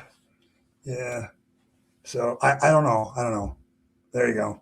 Brothers, I would love to sit and talk with you. I would love to sit down and have a conversation with Rhett if I ever had the opportunity. Rhett, you've got a new channel. Why don't you have a Christian apologist on to talk about faith? The original video was mostly the Rhett show, but Alex did express one personal complaint. One of my biggest gripes is that I try to be very, very nice to my Christian listeners. I'm very grateful for them. I have wonderful conversations with Christians. I'm deeply interested in Christianity. But people on the internet keep saying that I'm about to convert. And it's because, for me, it's just the lowest bar in the history of intellectual thought that me not saying to people, you know, they're a bunch of idiots and they've got absolutely nothing going for them. The only way that can possibly be explained, that I'm actually listening to them and hearing them out and going, that's really interesting, actually, it can only be because I'm about to convert to Christianity. And man, that is a problem. Like, I get that every once in a while. Like, people think that I'm close to coming back to Jesus, and it's because I understand why people are in faith, and I don't call them idiots. I don't think it's because of intellect. There's plenty of smart people that have been people of faith. I get it.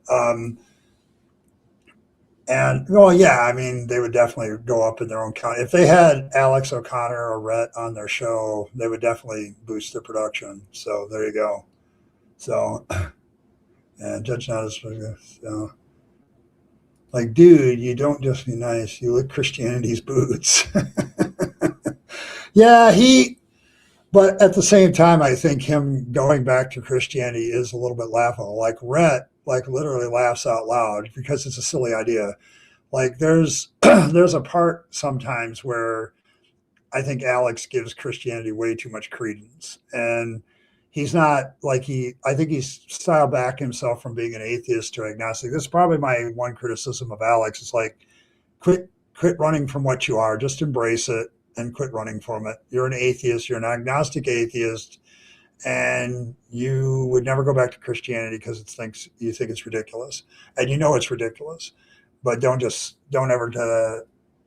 Yeah, he doesn't always seem to hear himself talk, but yes, he's definitely given some credence to Christianity that I wouldn't give. So, yeah, they want him converted. Yeah, it would be a big win for them. They're not how friggin' slobber. Yeah, sometimes. I think, though, he's also very critical of Christianity too. So it's like, I don't think he's going anywhere. Yeah, I'm never going back either. Yeah, you can be a little too polite. I can agree with that. That's why I did the thing with Habermas and Real Seeker. You know, like I made them into. Earl got to make them into artwork, which I thought was hilarious. So. Let's see if we can do maybe another 5 minutes of this video, and then I'm going to call it a night. So, it gets on my nerves. One commentator understood the assignment. And one way we can do that is heeding their request not to fill their comment sections with speculations about their impending return to Christianity. Some of the rest did not. I think he's this close to becoming to converting. Yeah, honestly, I think C.S. Lewis arc right now. That's I think like I agree. I agree. Lewis. Yeah, I agree. Where C.S. Lewis was wasn't Christian. Atheist, yeah. I honestly think he's this close. I think Alex O'Connor is this close. I think he's almost there. And then at that stage, bad luck, you're a Christian again, Rhett. It sneaks up on you like that. That's what I'd be. No, it doesn't. Boy, the wishful thinking is strong with this one. I'm not sure about that, guys, because let me tell you something. A lot of people would have said the same about me, and I've been an atheist for 10 years now. Paul's been out a little bit longer than I have. Alex has been out for a long time. I don't think he's ever going to be a Christian. I think he does give too much credence to Christianity at times. And there's some arguments like, dude, that's just not like he'll talk about the good arguments for Christianity. Like, I don't think there is any. And I was in it far longer than he was. So yeah, it's like, I don't know. Probably after. And Alex is his debate with Dinesh kind of tells me that he doesn't really believe the Bible. He thinks the Bible is an immoral book. So if he went back to faith, I don't think it would be Christianity. Praying for. Who knows? They even talk about saying like, now so many people are gonna think that we're on the verge of converting to Christianity again, and I think could be a possibility, even though they don't want people to admit that or think that. All right, time to look at some of the critiques of Rhett's 3 points. Where's the advice? Yeah, that's really what it was like. I'm like, oh, well, the advice was, let's just summarize it. It was just accept that you're dumb. You believe foolish things. Believe in truth when it's important to us and convenient for us. All right, I got to stop right there because of all the things that Mike says, he says it in a very flamboyant, insulting manner, but the point he's making is valid. Like, you're asking Christians to accept that it's a faith, but you want them to accept when it's important to you that it's science and reason and all this other stuff. I think that's Rhett's problem. I think the first point is invalid. I don't think it'll help Christianity, but I have other reasons. I'll talk about that maybe in a later stream or something. But I think that's probably the most valid criticism of Rhett's 3 points right there in that last 3 seconds is like, yeah. Yeah, I know it's not what he said, but that's kind of the implication that people like, even if you weren't Mike, I got that implication like, okay, accept that it's a faith and that we believe dumb, stupid things. I get why Mike would say that, but that's not what he said. What Rhett said is just admit that it's a faith and it's all about the Holy Spirit and whatever else. And then a lot of Christians who are apologists are going to interpret, oh, we just need to accept that what we believe is dumb and just believe it. I can see where they would get that reasoning. On the flip side, but when it's important to us, like evolution and vaccines and all this stuff, you need to believe the science. And it does seem a little bit contradictory, but I think the first point is completely invalid anyway. Yeah, Mike. Okay. I'm sorry, Mike. I know that's not what he said, but it's like, I get where apologists would make that criticism. Mike is just probably the best one. He's just not the best one to make that point, but there's a kernel of truth to what he said. And also, don't be Christian nationalists. Like, that was it. That was the advice. You've got Christian apologists who spend a lot of time making the case that Christianity is the most reasonable worldview that you can have. That's us. And I'm going to be blunt. It's not. There, let's move on. The resurrection is the best explanation for the start of the church. Like the literal bodily resurrection of Jesus is the most reasonable explanation for the start of the church. It is. You know I was going to include some defense of the resurrection of Jesus. When I think about the Christian faith and I see these kinds of arguments of, you have to be an idiot to believe it. You have to do this, that, and the third in order to believe it. There's no proof for it. Well, there is proof. Jesus is the most documented person in history. Anybody who tries to tell you that Jesus didn't exist is just willfully ignorant. Well, Lloyd, Rhett didn't say anything about Jesus not existing. So this is either a straw man or a non sequitur. But Jesus being the most documented person in history is straight up false to the point of ridiculousness. Yes, it is straight up false to the point of ridiculousness. Jesus is not the most documented person in history, and he's probably not the most documented person in ancient history. He just has a really large fan club. The life of Taylor Swift is pretty thoroughly documented. Princess Diana was the most photographed woman of her era. U.S. presidents like Barack Obama or Donald Trump have had nearly every word they say recorded in one way or another. Some people live stream to Twitch upwards of 60 hours a week. Or perhaps you're thinking that modern times don't count. Okay, for figures like Julius Caesar, Augustus, Cicero, Alexander the Great, Napoleon, or George Washington, we have their own writings, contemporary letters by others, administrative records, coins, inscriptions, and multiple independent historians starting within their lifetimes. We have no writings by Jesus, no contemporary records, and the first narrative sources written decades later. I'm not saying that's a problem, but there's no way you can say this Jesus situation is better. And even scientists have said, you know what? Around that time that he was crucified, there was a solar eclipse. In the Bible, it says that the sky was dark. Scientists do not say there was a solar eclipse around that time. There was a partial lunar eclipse visible from Jerusalem on the evening of April 3rd, 33 AD, but Luke 23:45 says the sun was darkened, and that would be a solar eclipse. Yes, which did not happen at that time frame. There was no solar eclipse documented there. So it's either a supernatural event, which you have to now prove there's a supernatural event that goes outside of the time of nature, or you have to admit that the Bible was wrong about something again. Lloyd erroneously claimed. Also, solar eclipses require a new moon, but the Passover celebration is fixed to a full moon, 15th Correct. of Nisan. So a solar eclipse Passover has to be could full never moon. reconcile to the gospel accounts. Nope. This is the heartbeat of what Rhett's argument is going to be. And that is, did Jesus' resurrection start to motivate and skyrocket the church? Rhett would say no.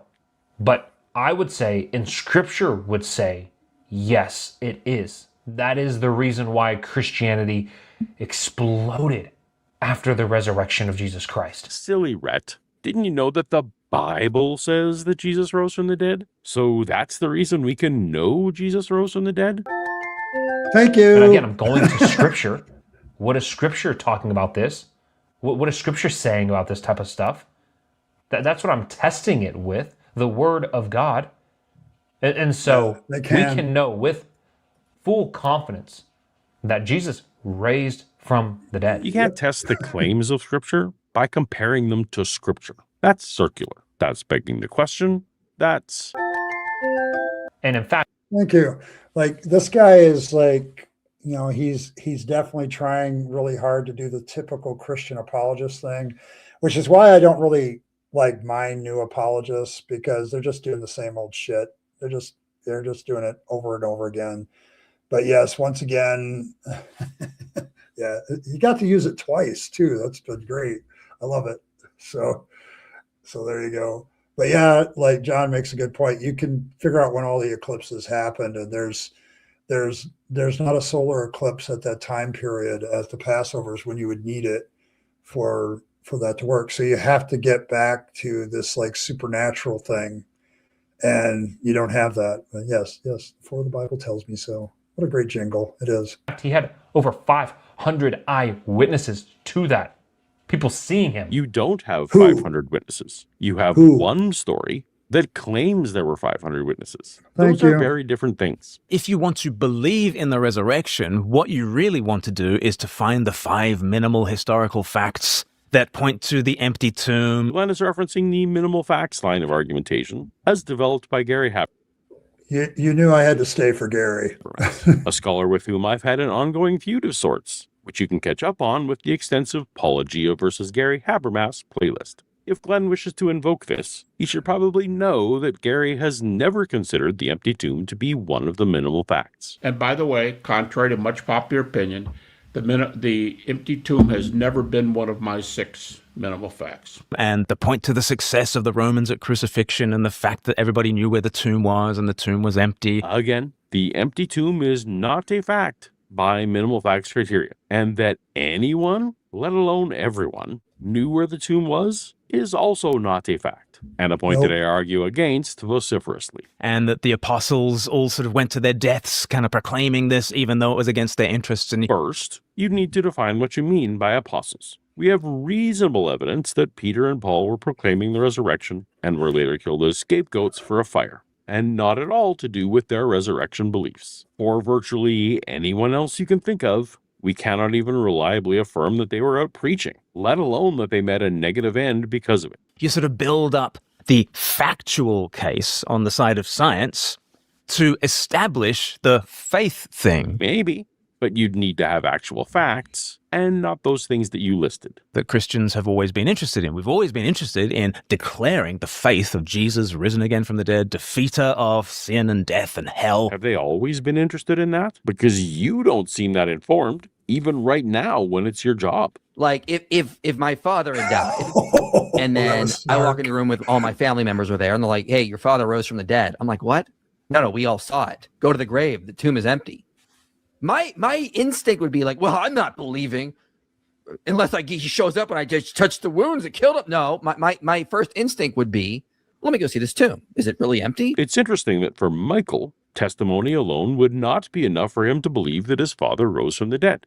But testimony alone is sufficient for Michael to believe that Jesus rose from the dead. Why does he complain when I say testimony alone is insufficient for me to believe? And if I went and I saw that it was empty, dare I think in that situation I would believe. Okay, I got to stop there because that doesn't show a lot of skepticism. Like, my dad has been dead since 1994. And if somebody told me they saw him walking around resurrected from the dead, yeah, I'd have a hard problem with that. Oh, you need to go down to the graveyard. So if I take the hour drive to where he's buried and I found the graveside empty, would I still believe that he was resurrected? No, because there's a multitude of reasons why that grave could be exhumed. Like, not that he just came out of it. Like, people could have dug it up. Maybe they thought there was something in the coffin, or maybe there's something that happened that they needed to move it because the graveyard, like, there's a ton of naturalistic explanations of why the grave could be empty at that point. So I just don't understand this conversation. I mean, it's like, well, yeah, I miss my father. Okay. My dad was a great man. Treated me well, not abusive, really good dad. Still miss him to this day. But if somebody said my dad was walking around and the grave was empty, that would not be sufficient for me to believe my dad is walking around. Like, so what? You know, if the grave is empty, there's a whole plethora of different explanations of why it could be empty. Like, did they move the body? Did they exhume the corpse for some other reason? Like, did somebody playing a prank? Like, you know, did somebody steal the body? Like, all of those are very logical, reasonable explanations of why. And so, once again, Paul makes the point that testimony witness is sufficient to believe that Jesus is from the dead, but it's not sufficient for his own dad. That seems to be a contradiction in your thinking. But I'm pointing out to Mike here, like, dude, that's still not a good explanation. So, yeah. I don't see a reason not to. Interestingly, there's not a single character in the Gospels who accepts that Jesus rose from the dead based on the empty tomb. Every single one of them reserve judgment for an appearance. This makes Michael more credulous than the people who knew Jesus. I'm not going to have the intellectual, naturalistic hubris to be like, well, that doesn't happen. Bart Ehrman's line, well, the miracles are always the least probable. Yes, because the naturalistic things that happen all the time are hubris to believe that they happen all the time. But the miracle thing that's rare as hen's teeth, and as far as we can tell, is never documented to actually happen. Yeah, it's incredulous to believe in the naturalistic explanations, but not in the natural ones. Nice try there, Mike. So I got to go with something more probable. That's correct. Bart doesn't think the miracles are impossible, just least probable when relying on testimony alone. Lying, or being sincerely mistaken, will always be more likely. Bring something other than testimony, and you might have a different situation. We will get to the discussion of how Christian apologetics often hide in the conflation of multiple different definitions of the word faith. But now we do need to talk about Christian trust and secular trust, because based on the number of videos covering it, this is the most important point that the Christians have to make. That accepting anything at all that you haven't personally verified is the same as belief in Jesus as God. So we're...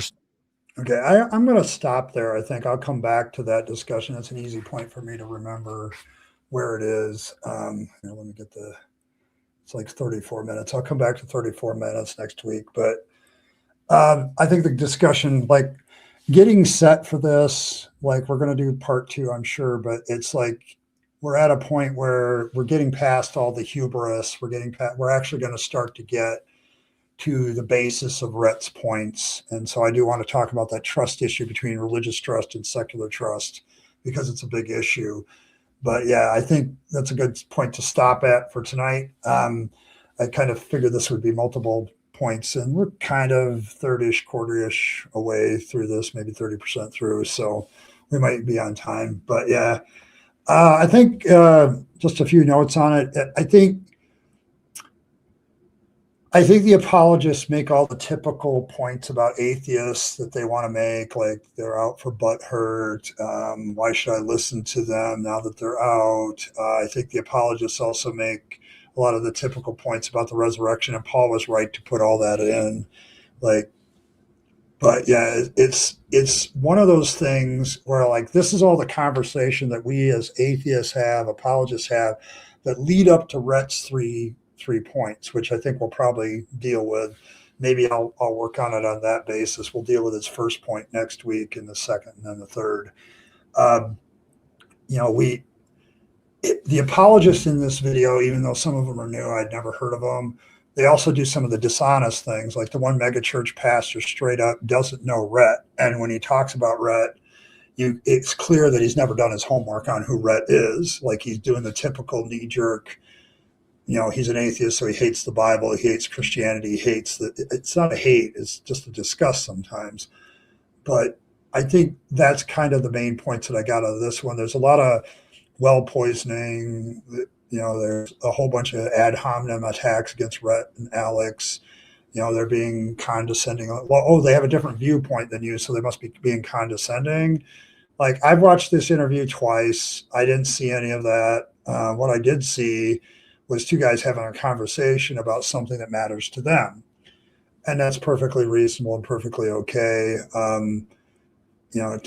Mike, if you watch this later, hey, Mike, I think you're being a little bit hypersensitive. Like, there's a lot of arrogant side to the message of Christianity too that could be perceived as arrogant. There's things that Jesus says that could be conceived as arrogant and condescending too, like he has all the truth. Does not Christianity say that it has the truth and everybody else is a sinner? Like, there's a lot of things to consider here. But I think what Paul does at this point in the video is he gets rid of all the emotional stuff, and he's like, I don't care about the tone policing. What are the things that Rhett is saying that actually might help Christianity? And I think that's probably the issue. So, crash course deconversion. He's I'm trying to be nice. I do agree with you. He's a little bit more than that, a little hypersensitive. He's very hypersensitive. So we'll see what happens. But I want to get into Rhett's actual points next time. But I think the reason I titled my video this way is probably going to be the same title every week. But for this part, it's like, are they going to listen to the issues? Are they going to actually listen to his points, or are they just going to keep condescending attitude towards him? Like, why should I listen to this guy? He has the wrong view of Christianity. He doesn't understand the resurrection. He hates the Bible. He's an atheist. He doesn't, it's like, it's the litany list. It's just a litany list of things that are happening. Like, it's the same old discussion that we have. And so I'm not sure Rhett, because of all that, I don't think Rhett got a fair hearing by a lot of these apologists, because they already had their preconceived prejudices against him in his head. Like, I really try to get rid of that stuff before I listen to a theist. Like, Fred is like talking about, like I don't like Mike Jones because he's kind of an a-hole. And that's a lot of that. That's a strong opinion by a lot of people, not just, atheists, but some Christians too. So, but I'm trying to give him the benefit of the doubt and find some points in there while he's being that a-hole. It's like, he has some valid points. Like, one of his valid points, I think point 1 and 2 have some problems in relating with each other. I think point 1 is like not going to help Christianity at all. So,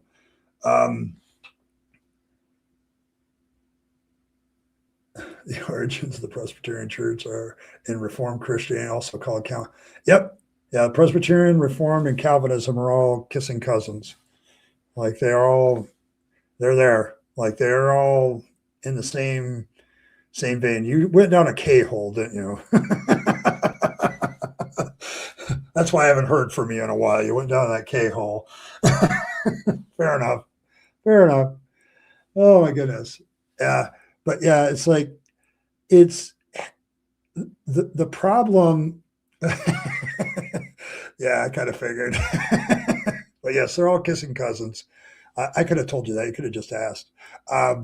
But yeah, like that's why I don't trust Presbyterians and Reformed folks and Calvinism. Like the Dutch Reformed Church is headquartered like literally 60 minutes away from where I'm at, like in Grand Rapids, Michigan. So I'm well acquainted with them. Yeah. So yeah. It's the center of Reformed Church. So there's several Reformed denominations that have their headquarters out of Grand Rapids. So it's like, yeah, it's one of those places. But yeah, like when you had the guy, he's like, well, you're going to believe the Reformed doctrine, the Calvinist doctrine, or you're going to believe this apostate Christian. It's like, that's the biggest, like poisoning the well, whatever, because we're not supposed to leave those. Yeah, I've actually been in their library. I've been on their campus, Calvin College. I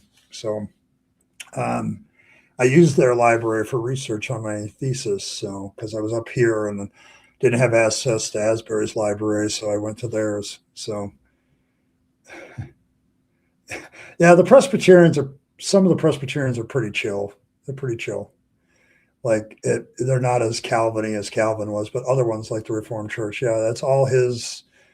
The Scottish Reformed Church, John from Holland would tell you that there's a ton of Reformed people and Calvinist people in Holland, still is.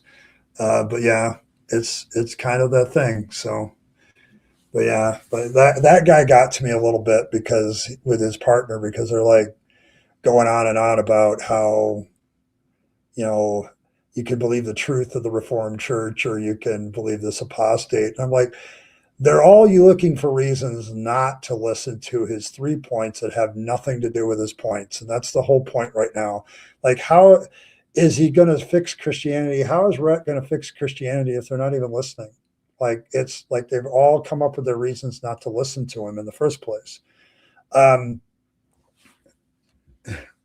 Kirk, as it's known in Scotland. Kirk, yes, the Kirk, yes. So, but yes, it's like it's just one of the things. Yeah, they do. Like there are some mainline Presbyterian churches that let alphabet people be pastors. They let women be pastors. There's others that don't. Okay, so like they all have that. Like the Methodist Church in the United States has had this split over the alphabet community before. So the LGBT community, the purple. So yes, Kirk and Roach, Dutch. All right, there you go. Yeah, Kirk. Yeah, but yes, but it's the Dutch Reformed Church in America is headquartered like right down. They have their university too in Calvin. So Calvin College. So I think it's Calvin University now. I think they upgraded, but yeah. So I found this video very interesting in some of the reaction of the apologists. I mean, I'm going to probably listen to more of their live streams in Paul's playlist just to see where they're coming at and what the more context is. But I'm strongly suspecting that Inspiring Philosophy's Mike Jones is just like, he's just going to go off on this guy because he's got nothing. So, but yeah. They do. They scare me too. Yes, your child loses a lie. Hobbes use. There is no Hobbes you, and that's a crying shame. So I'm telling you, somebody's messing up here because a Calvin and Hobbes University I would go to. Yes. I don't speak it at all. Oh, it's a better place now. Yeah, because when you were growing up, there was probably a lot more. Like I don't know. Like I remember hearing a historian say that after World War II, Calvinism in the Netherlands kind of took a nasty knock because of all the things that happened in the Netherlands during World War II. So I don't know if that historian was accurate, but maybe so.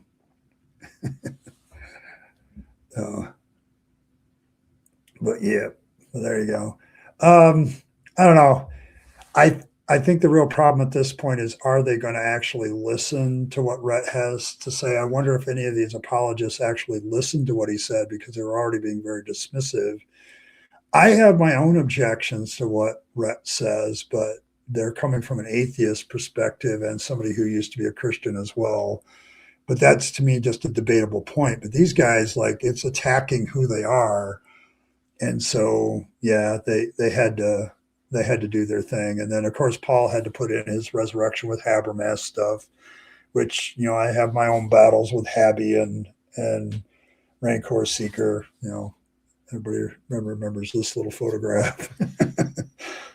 This is the mural that highlights that battle. So I was kind of glad that Paul put that in. Here, I'll leave it up. I'll just make myself bigger. There we go. But yeah, it's one of those things where, you know, you hear the apologists do the same stuff. So she doesn't speak Dutch. There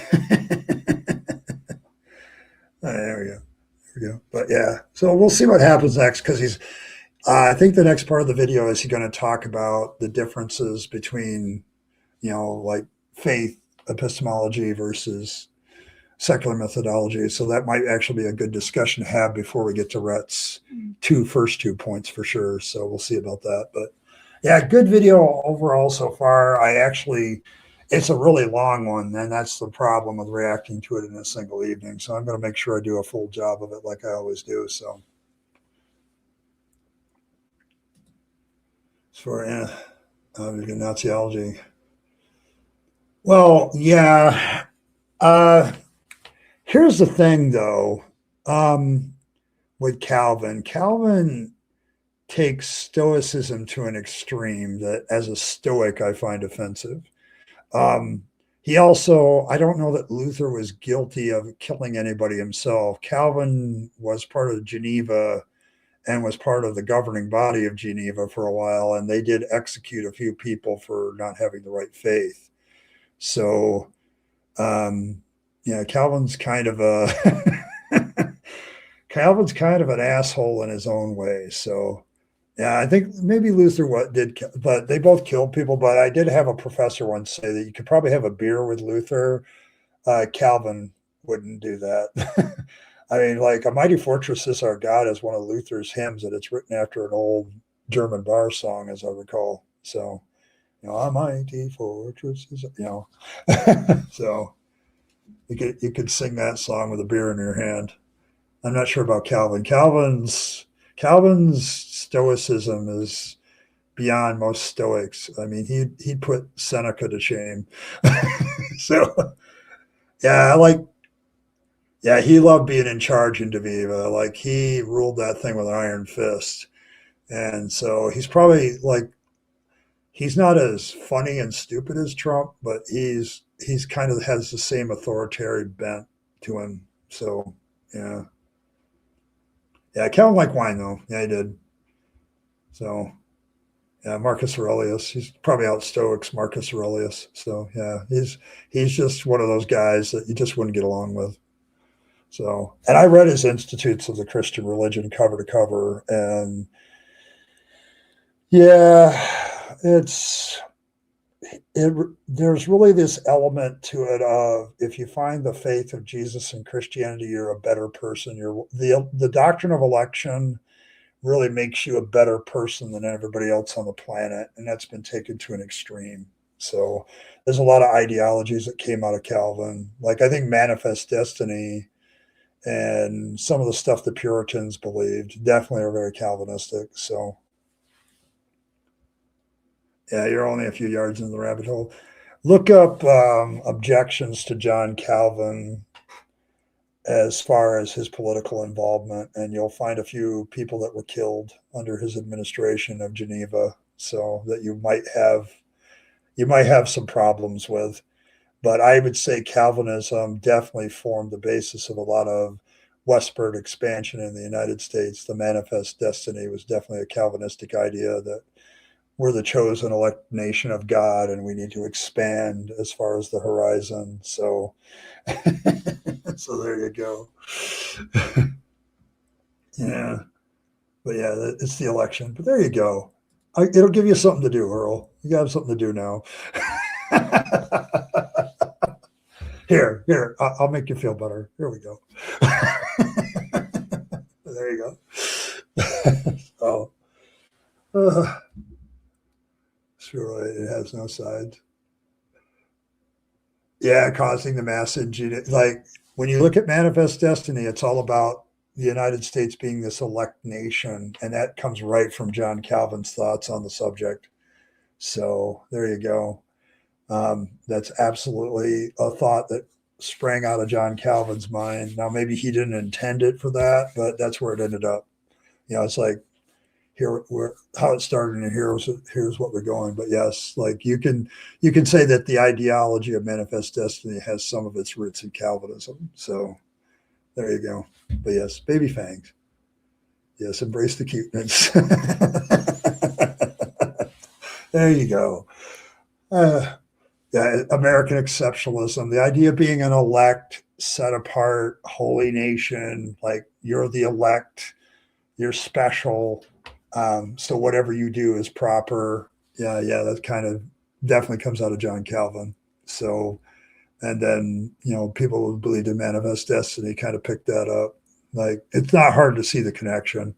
Like the Pilgrims were that way too. When they landed at Plymouth Rock, they found all these dead bodies in empty fields, and like, look at what the God has provided. No, it's a goddamn plague, you dumbasses.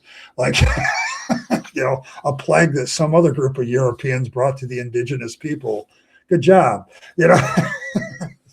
I give them a little grace there because they didn't know anything about that. Like the germ theory of disease is 200 years off yet, but still, like they had this attitude. Look at what God has prepared the way for us, So it's like, that's kind of what ended up happening. So yeah, they sold their corn even. But yeah, it's like that mentality of we're special because we're God's elect. That definitely comes from John Calvin, whether he intended it or not. Like it kind of does. So, yep. So yeah, it's argued who is responsible, which ideology is more responsible for more deaths, Lutheranism, Catholicism, or Calvinism. So, and let's be honest, like you had how many wars in Europe were Calvinists versus Catholics, like, and Catholics didn't start all of them. so there you go. America first, the Netherlands second. Oh, there you go, John. There you go. I have got to go back to the Netherlands someday, John. I may meet you someday. I don't know. I got to go back. Like from the air, it looks like such a wonderful country. That patchwork of farm fields and the dikes and all that stuff, the barriers, the sea being held back. It's like, yeah, there you go. I don't know. Me and Ike haven't decided who's running for president. We know vice president candidate Fangs is going to be on the ticket, though. Yeah, I would love. I loved it. I would love the. Yeah, like that's the other thing. I could go be home with my peeps. All my people are there. Oh my gosh. But yeah, I love the patchwork quilt from the air. It was just beautiful. I got to be in Amsterdam for a couple hours in the airport, which was enough of a culture shock. But like, I do need to, like, there's a town in northern Netherlands that all my family is from that I want to visit. So I can't remember the name off the top of my head. It's one of those Dutch names that hurts my tongue now. So, so there you go. No.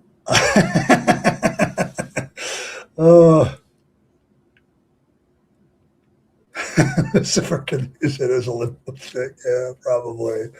Like, I'm just saying, Earl, like, I think I don't know, maybe we should have, like, we could do a Bill and Opus thing from Bloom County, and we'll have Fangs run for president, and one of us can run for VP and the other one can run for the Senate.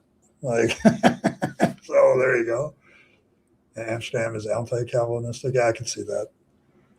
But yeah. But yeah, I think we could do that. Maybe Fangs should run. Fangs for president? We can do that. He's cute enough. He's cuter than the guy we have now. We'll let Fangs run for president. And maybe this might be a good time, Earl, for Fangs to develop a partner that can also run for VP. And then the two of us, like I can run for the House and try to be the speaker, and you can run for the Senate and try to be the majority leader. There you go. Thanks for Messiah. Yeah, I know. I'm just saying it. Bill and Opus. Bloom County ran 2 animals in the same ticket. So there you go. I doesn't have dementia. He's young enough. Like he's only a year old. I think that might disqualify Fang. So we'd have to go back to the fact that he's a god in a reincarnated form. So he's actually many, many years old. So there you go. Oh my goodness. But yes, there we go. I'm just saying, we'll have Fangs run for president. I think we could use this picture a lot. Like it'd be everywhere. You'd have nice, warm, fuzzy feelings all the time. Oh my goodness. But yeah, I do want to go back to the Netherlands. Actually, if I ever get the money, I have my European genetic ancestry tour to do, which involves Ireland, Scotland, Wales, England, Norway, Sweden, Denmark, the Netherlands, and Germany. So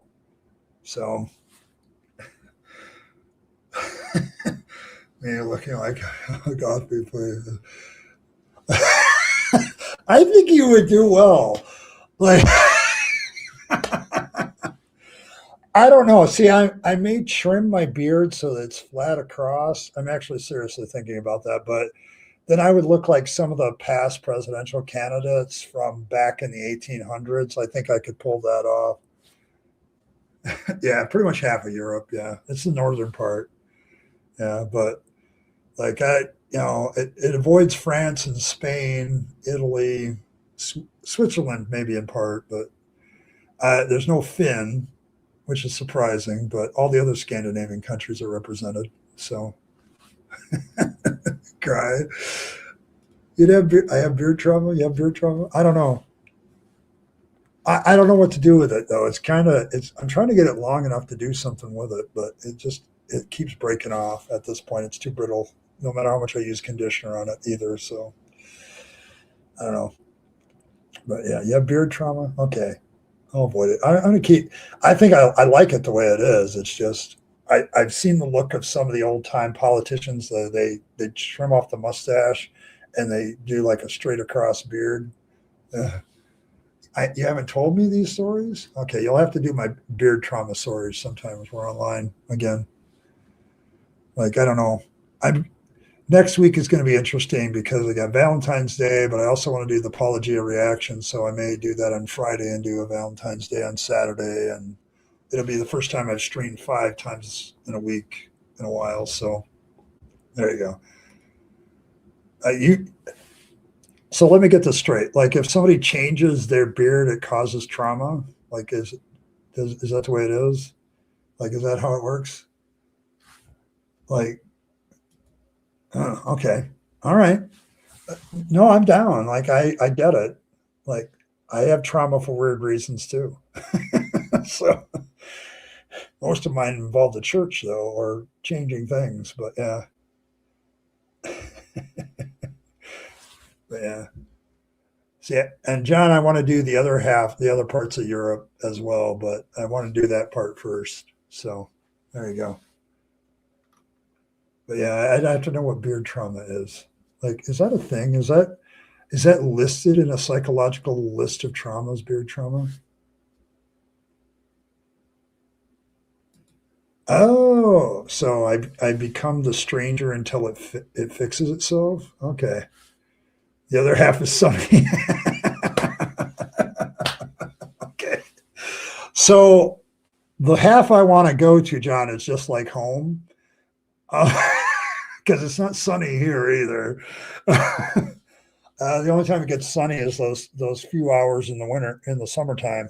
As some of us will say, like it's always cloudy and overcast, and I'm like, wow, seems like my ancestors settled in a place that was familiar.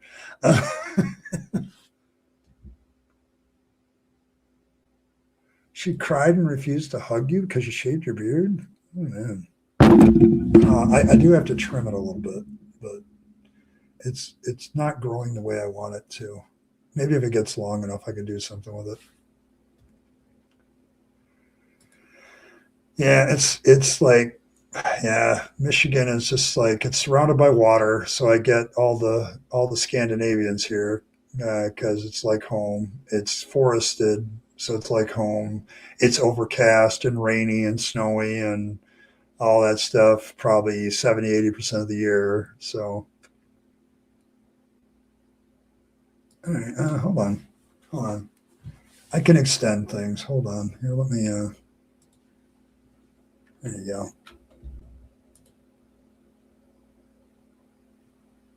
Gotta go back to you.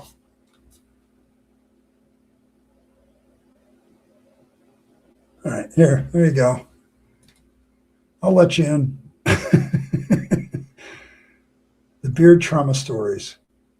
This is something I gotta see. Let's see if I can get Ike in.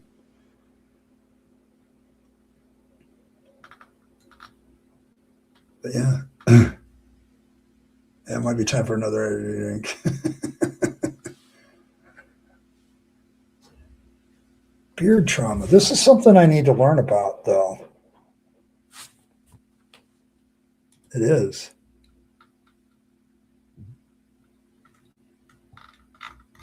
Hold on, let me get, did I put that in? I did not put that in. Hold on. That was my bad.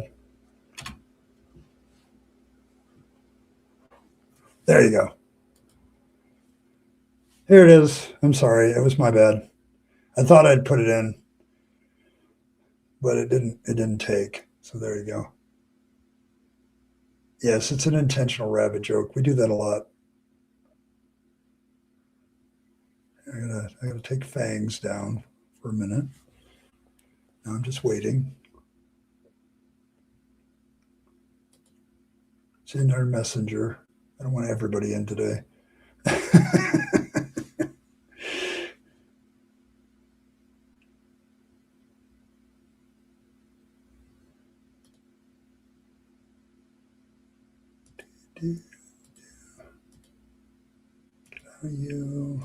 There we go. All right, there's Earl and Baby Fangs at the same time. There you go. I'm in my pajamas, so it's a sort of impromptu, so I'm not going to get on camera. But yeah, so for the first story, I was little, like teeny. Like this is one of my very, very first memories. I don't even think that I'm in preschool yet. And my dad always had the same routine. He got home and he kept beers in the garage, so he'd have a beer like just futzing around, and then he'd come up the stairs, and then he'd go up and change out of his work clothes, and then go back down into the basement, and then putz around down there until dinner time. So sometimes I wouldn't, I'd know he would be home, but I wouldn't necessarily see him, right?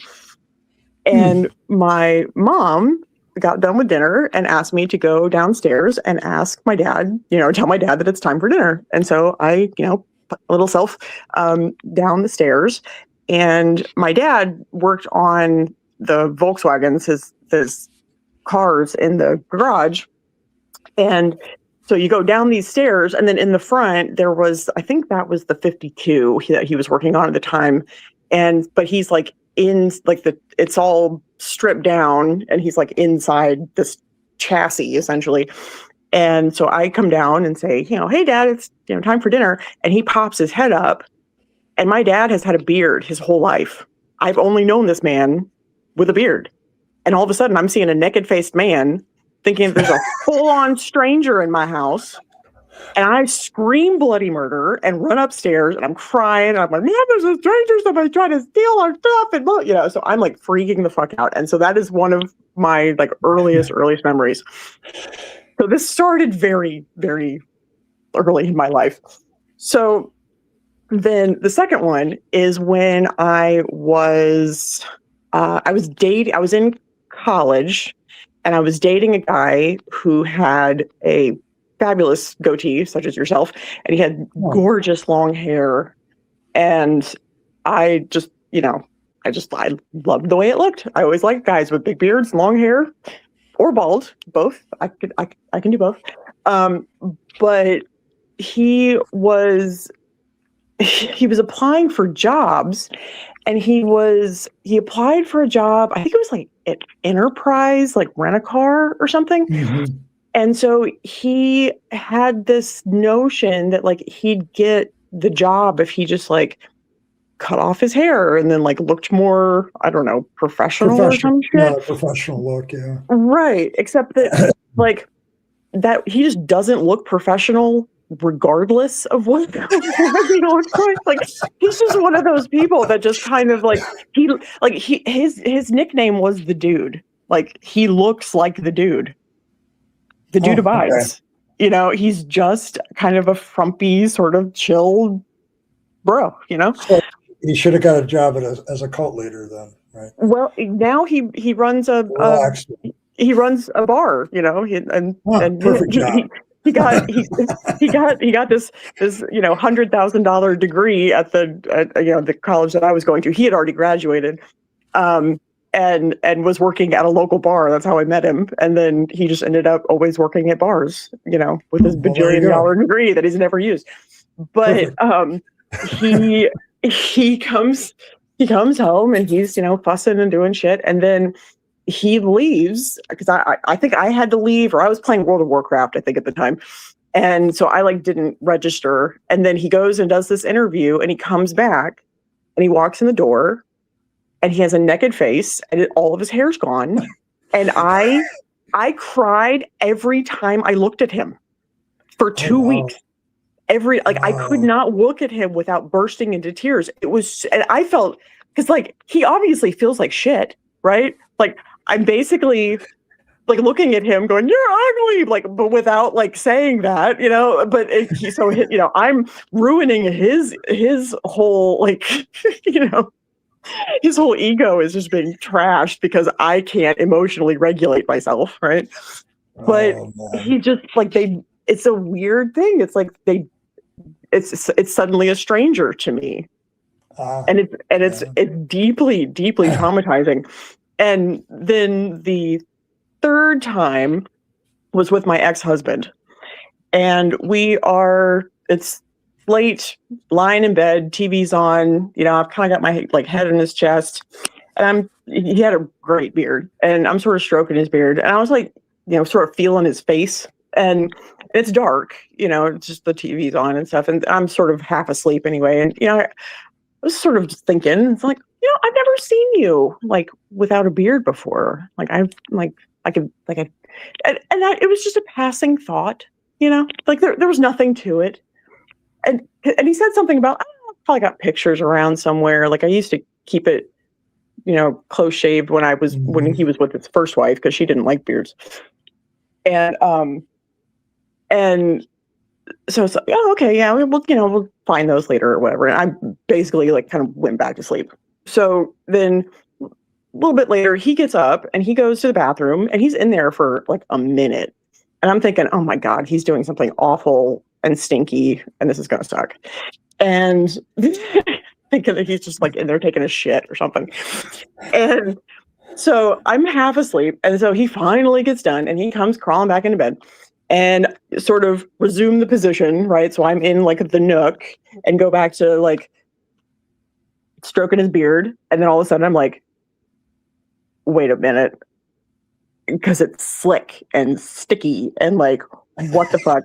And I fly. I don't think I have ever moved so fast in my whole life. I fly out of the bed and turn the light on and just burst into tears.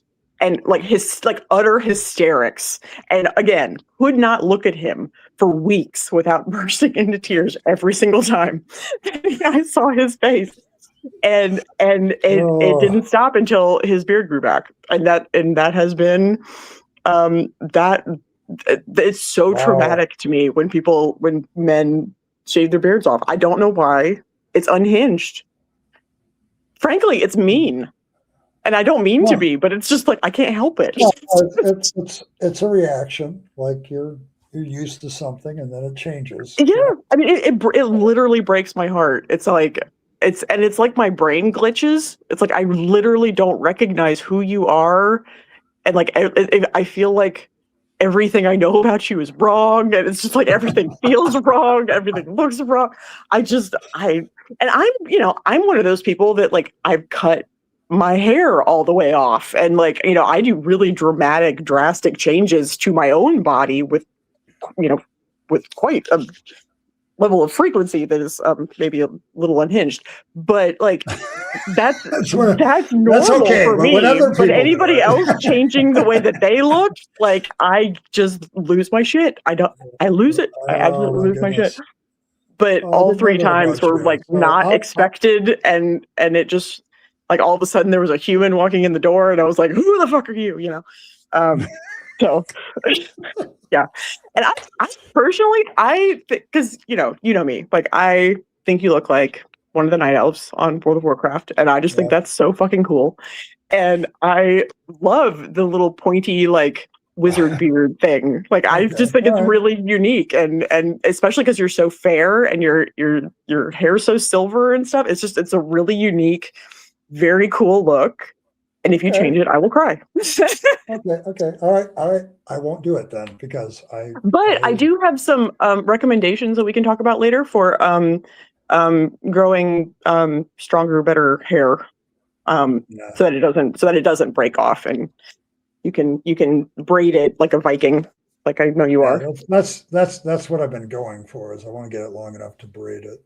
So. Yeah, there's a guy, I see his clips occasionally on my YouTube shorts, and his beard is blonde and he braids it, and it comes down to like maybe like midway down his chest, but woof. Yeah. He does, he uses axes and like cuts down wood and things, and it's very sexy, but I don't know if I've ever showed this to anybody. I always use battle axes in World of Warcraft. So, big ones. Yep. I got an axe. So there you go. Yeah, I got a Viking broadsword and a no staff, shit. So I know what we're gonna do for you for Halloween. Yeah, I'm gonna find a pair of realistic like silicone night elf ears for you, and get you a white wig, and we're gonna make it happen. I can't stand long hair. It just drives the back of my neck nuts. So it just makes me. I tried it once and it just. I have a weird thing about hair behind my ears, because adults are cruel to children and say things like, if you put your hair behind your ears, then your ears are going to stick out, and you'll be ugly and look like Dumbo. And so I've always been like mega paranoid about it. So I get it as somebody that, just like buzzes the back of her head. So I've always had short hair. So I tried it once when I was a teenager. I'm like, no, this just feels too weird. So when I was young, my hair was down like almost reaching my tuchus. Like it was super, super long. And then I think it was in middle school, I cut it short. And then in high school, I cut it real short. And then one of my bullies in the middle of class, but the teacher ran out to go take a phone call, and he turns around and calls me a very unpleasant name for a lady who liked ladies. Okay. It was so traumatizing. But then I figured out like how to do makeup so that you can kind of like own it and go. There you go. So screw it. You just have to get real comfy with lipstick when you have short hair. Oh, okay. There you go. King Charles. All right, there we go. King Chuck. Oh yeah. All right. Well, I wanted to hear the beard stories because before I do anything drastic, I don't want to traumatize anybody. So. Thank you. I'm really grateful that you said something about that because I think it like every time I see your face, I don't know why it makes me happy. And so yeah, if you were to cut it off, I think I'd have a stroke. But I know it was shorter when we first met. That's for sure. So shorter, but it wasn't like. It was still sort of the same sort of little pointy shape, and it just works with your facial features because you have such like angular features anyway, and it just sort of accentuates everything. But I don't know. I think it looks cool. All right. Well, thank you. And I'm glad I'm not going to traumatize you then. Yes, I'm glad that you're not going to try to traumatize me. Because then I'm going to have to like actually commission. Like a baby fangs plushie that's half your size and send it to you. Right, while I go away, as I'm committed into an asylum for months, you'll have to find somebody else to do our work while I recover in the hills somewhere. Oh my goodness. Oh, but honestly, like my living situation is a little crazy right now. So I think that I think that would just be like the one, like the straw, like the final straw that would actually lead me to be actual, like truly lose my mind. So yes, please don't do that to me. I won't do that to you. All right. I appreciate it. Okay, I'll let you go. I'll let you say your goodbyes. Yeah, I'm about to say my goodbyes. So thanks for stopping by, though. Appreciate you. I appreciate you. Many head pats, as always. The baby fangs has been bang. Just cute. He makes me warm heart every time. Right? So. I feel all squishy and shit. I love him so much. It's honestly like I do not have a maternal bone in my body, but I look at that little face and it's honestly like I gave birth. It's the weirdest thing. Bold hat. All right, there we go. Bold hat. All right, there we go. Yeah, Evan's starting to check out. A lot of people are checking out. It's getting late. Yeah. All right. Well, thanks for coming on, explaining to me that. I'm glad I won't traumatize you now. So yeah, I feel much relief. I feel like I just confessed or something. Well, it's a part of you I did not know. So yeah, it really is. I mean, I describe it as beard trauma. I don't know how else to describe it. I've never heard anybody else have such an insane reaction to such things. But then when Fred said that his daughter did the exact same thing that I did, I was like, oh, okay, so it's not just me. It's not an abnormal thing. Okay, it's abnormal, but not as abnormal as you thought. Okay, well that is actually a teeny weeny bit of relief. Okay. It's always nice to know that you're not nearly as fucked up as you think you are. Slightly crazier than you're less crazy than you thought. There you go. Yeah, there's skosh, but just enough. It's okay. All right. Well, see you later, Earl. All right. I'm going to close out and call it a day because I'm hitting my limit of hunger. So yeah, ditto. All right. All right. But thanks everybody for stopping by. I appreciate all of you tonight. Only got one donation tonight, so maybe the 10 donations is a bad idea. I'm gonna have to go back to 5. But thanks, Fred. Appreciate you. Great stream tonight. Good stuff. We'll probably be back next week on the 13th, Friday the 13th. That'll be a perfect one. And then 14th, we're going to do a holiday thing probably for Valentine's Day. For those of you that don't have anything else to do on Valentine's Day, we'll be here for you.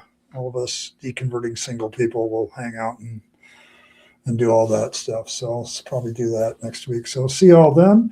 As always, may fangs nibble on your hearts, and may he purify all of your vegetables with his pointy teeth. May his nose wiggle at you and give you the wiggly blessings. May his eyes look at you and give you all kinds of warm squishies.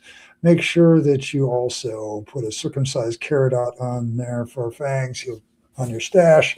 That way he won't take your stash. Appreciate all of you for taking up the mantle of the atheist deity of Fangs. I don't know. We're considering having Fangs run for president, but I don't know if he's old enough, so we'll see. But thanks all of you for stopping by. As always, live your best life. You only get one go around and then it's over. So make sure you're taking all your time, your money, your opportunities, and giving them to yourself, the people you love and care for, and to make this a better world. You'll be happier if you do. And don't waste them on the trappings of religion and faith, because that's a dead end. I speak from experience. And as always, folks, thanks for stopping by, and I'll see all of you next time on Monday on the Fireside Chat, and we'll figure out what we're talking about then. So warm squishies for everybody, and see you then.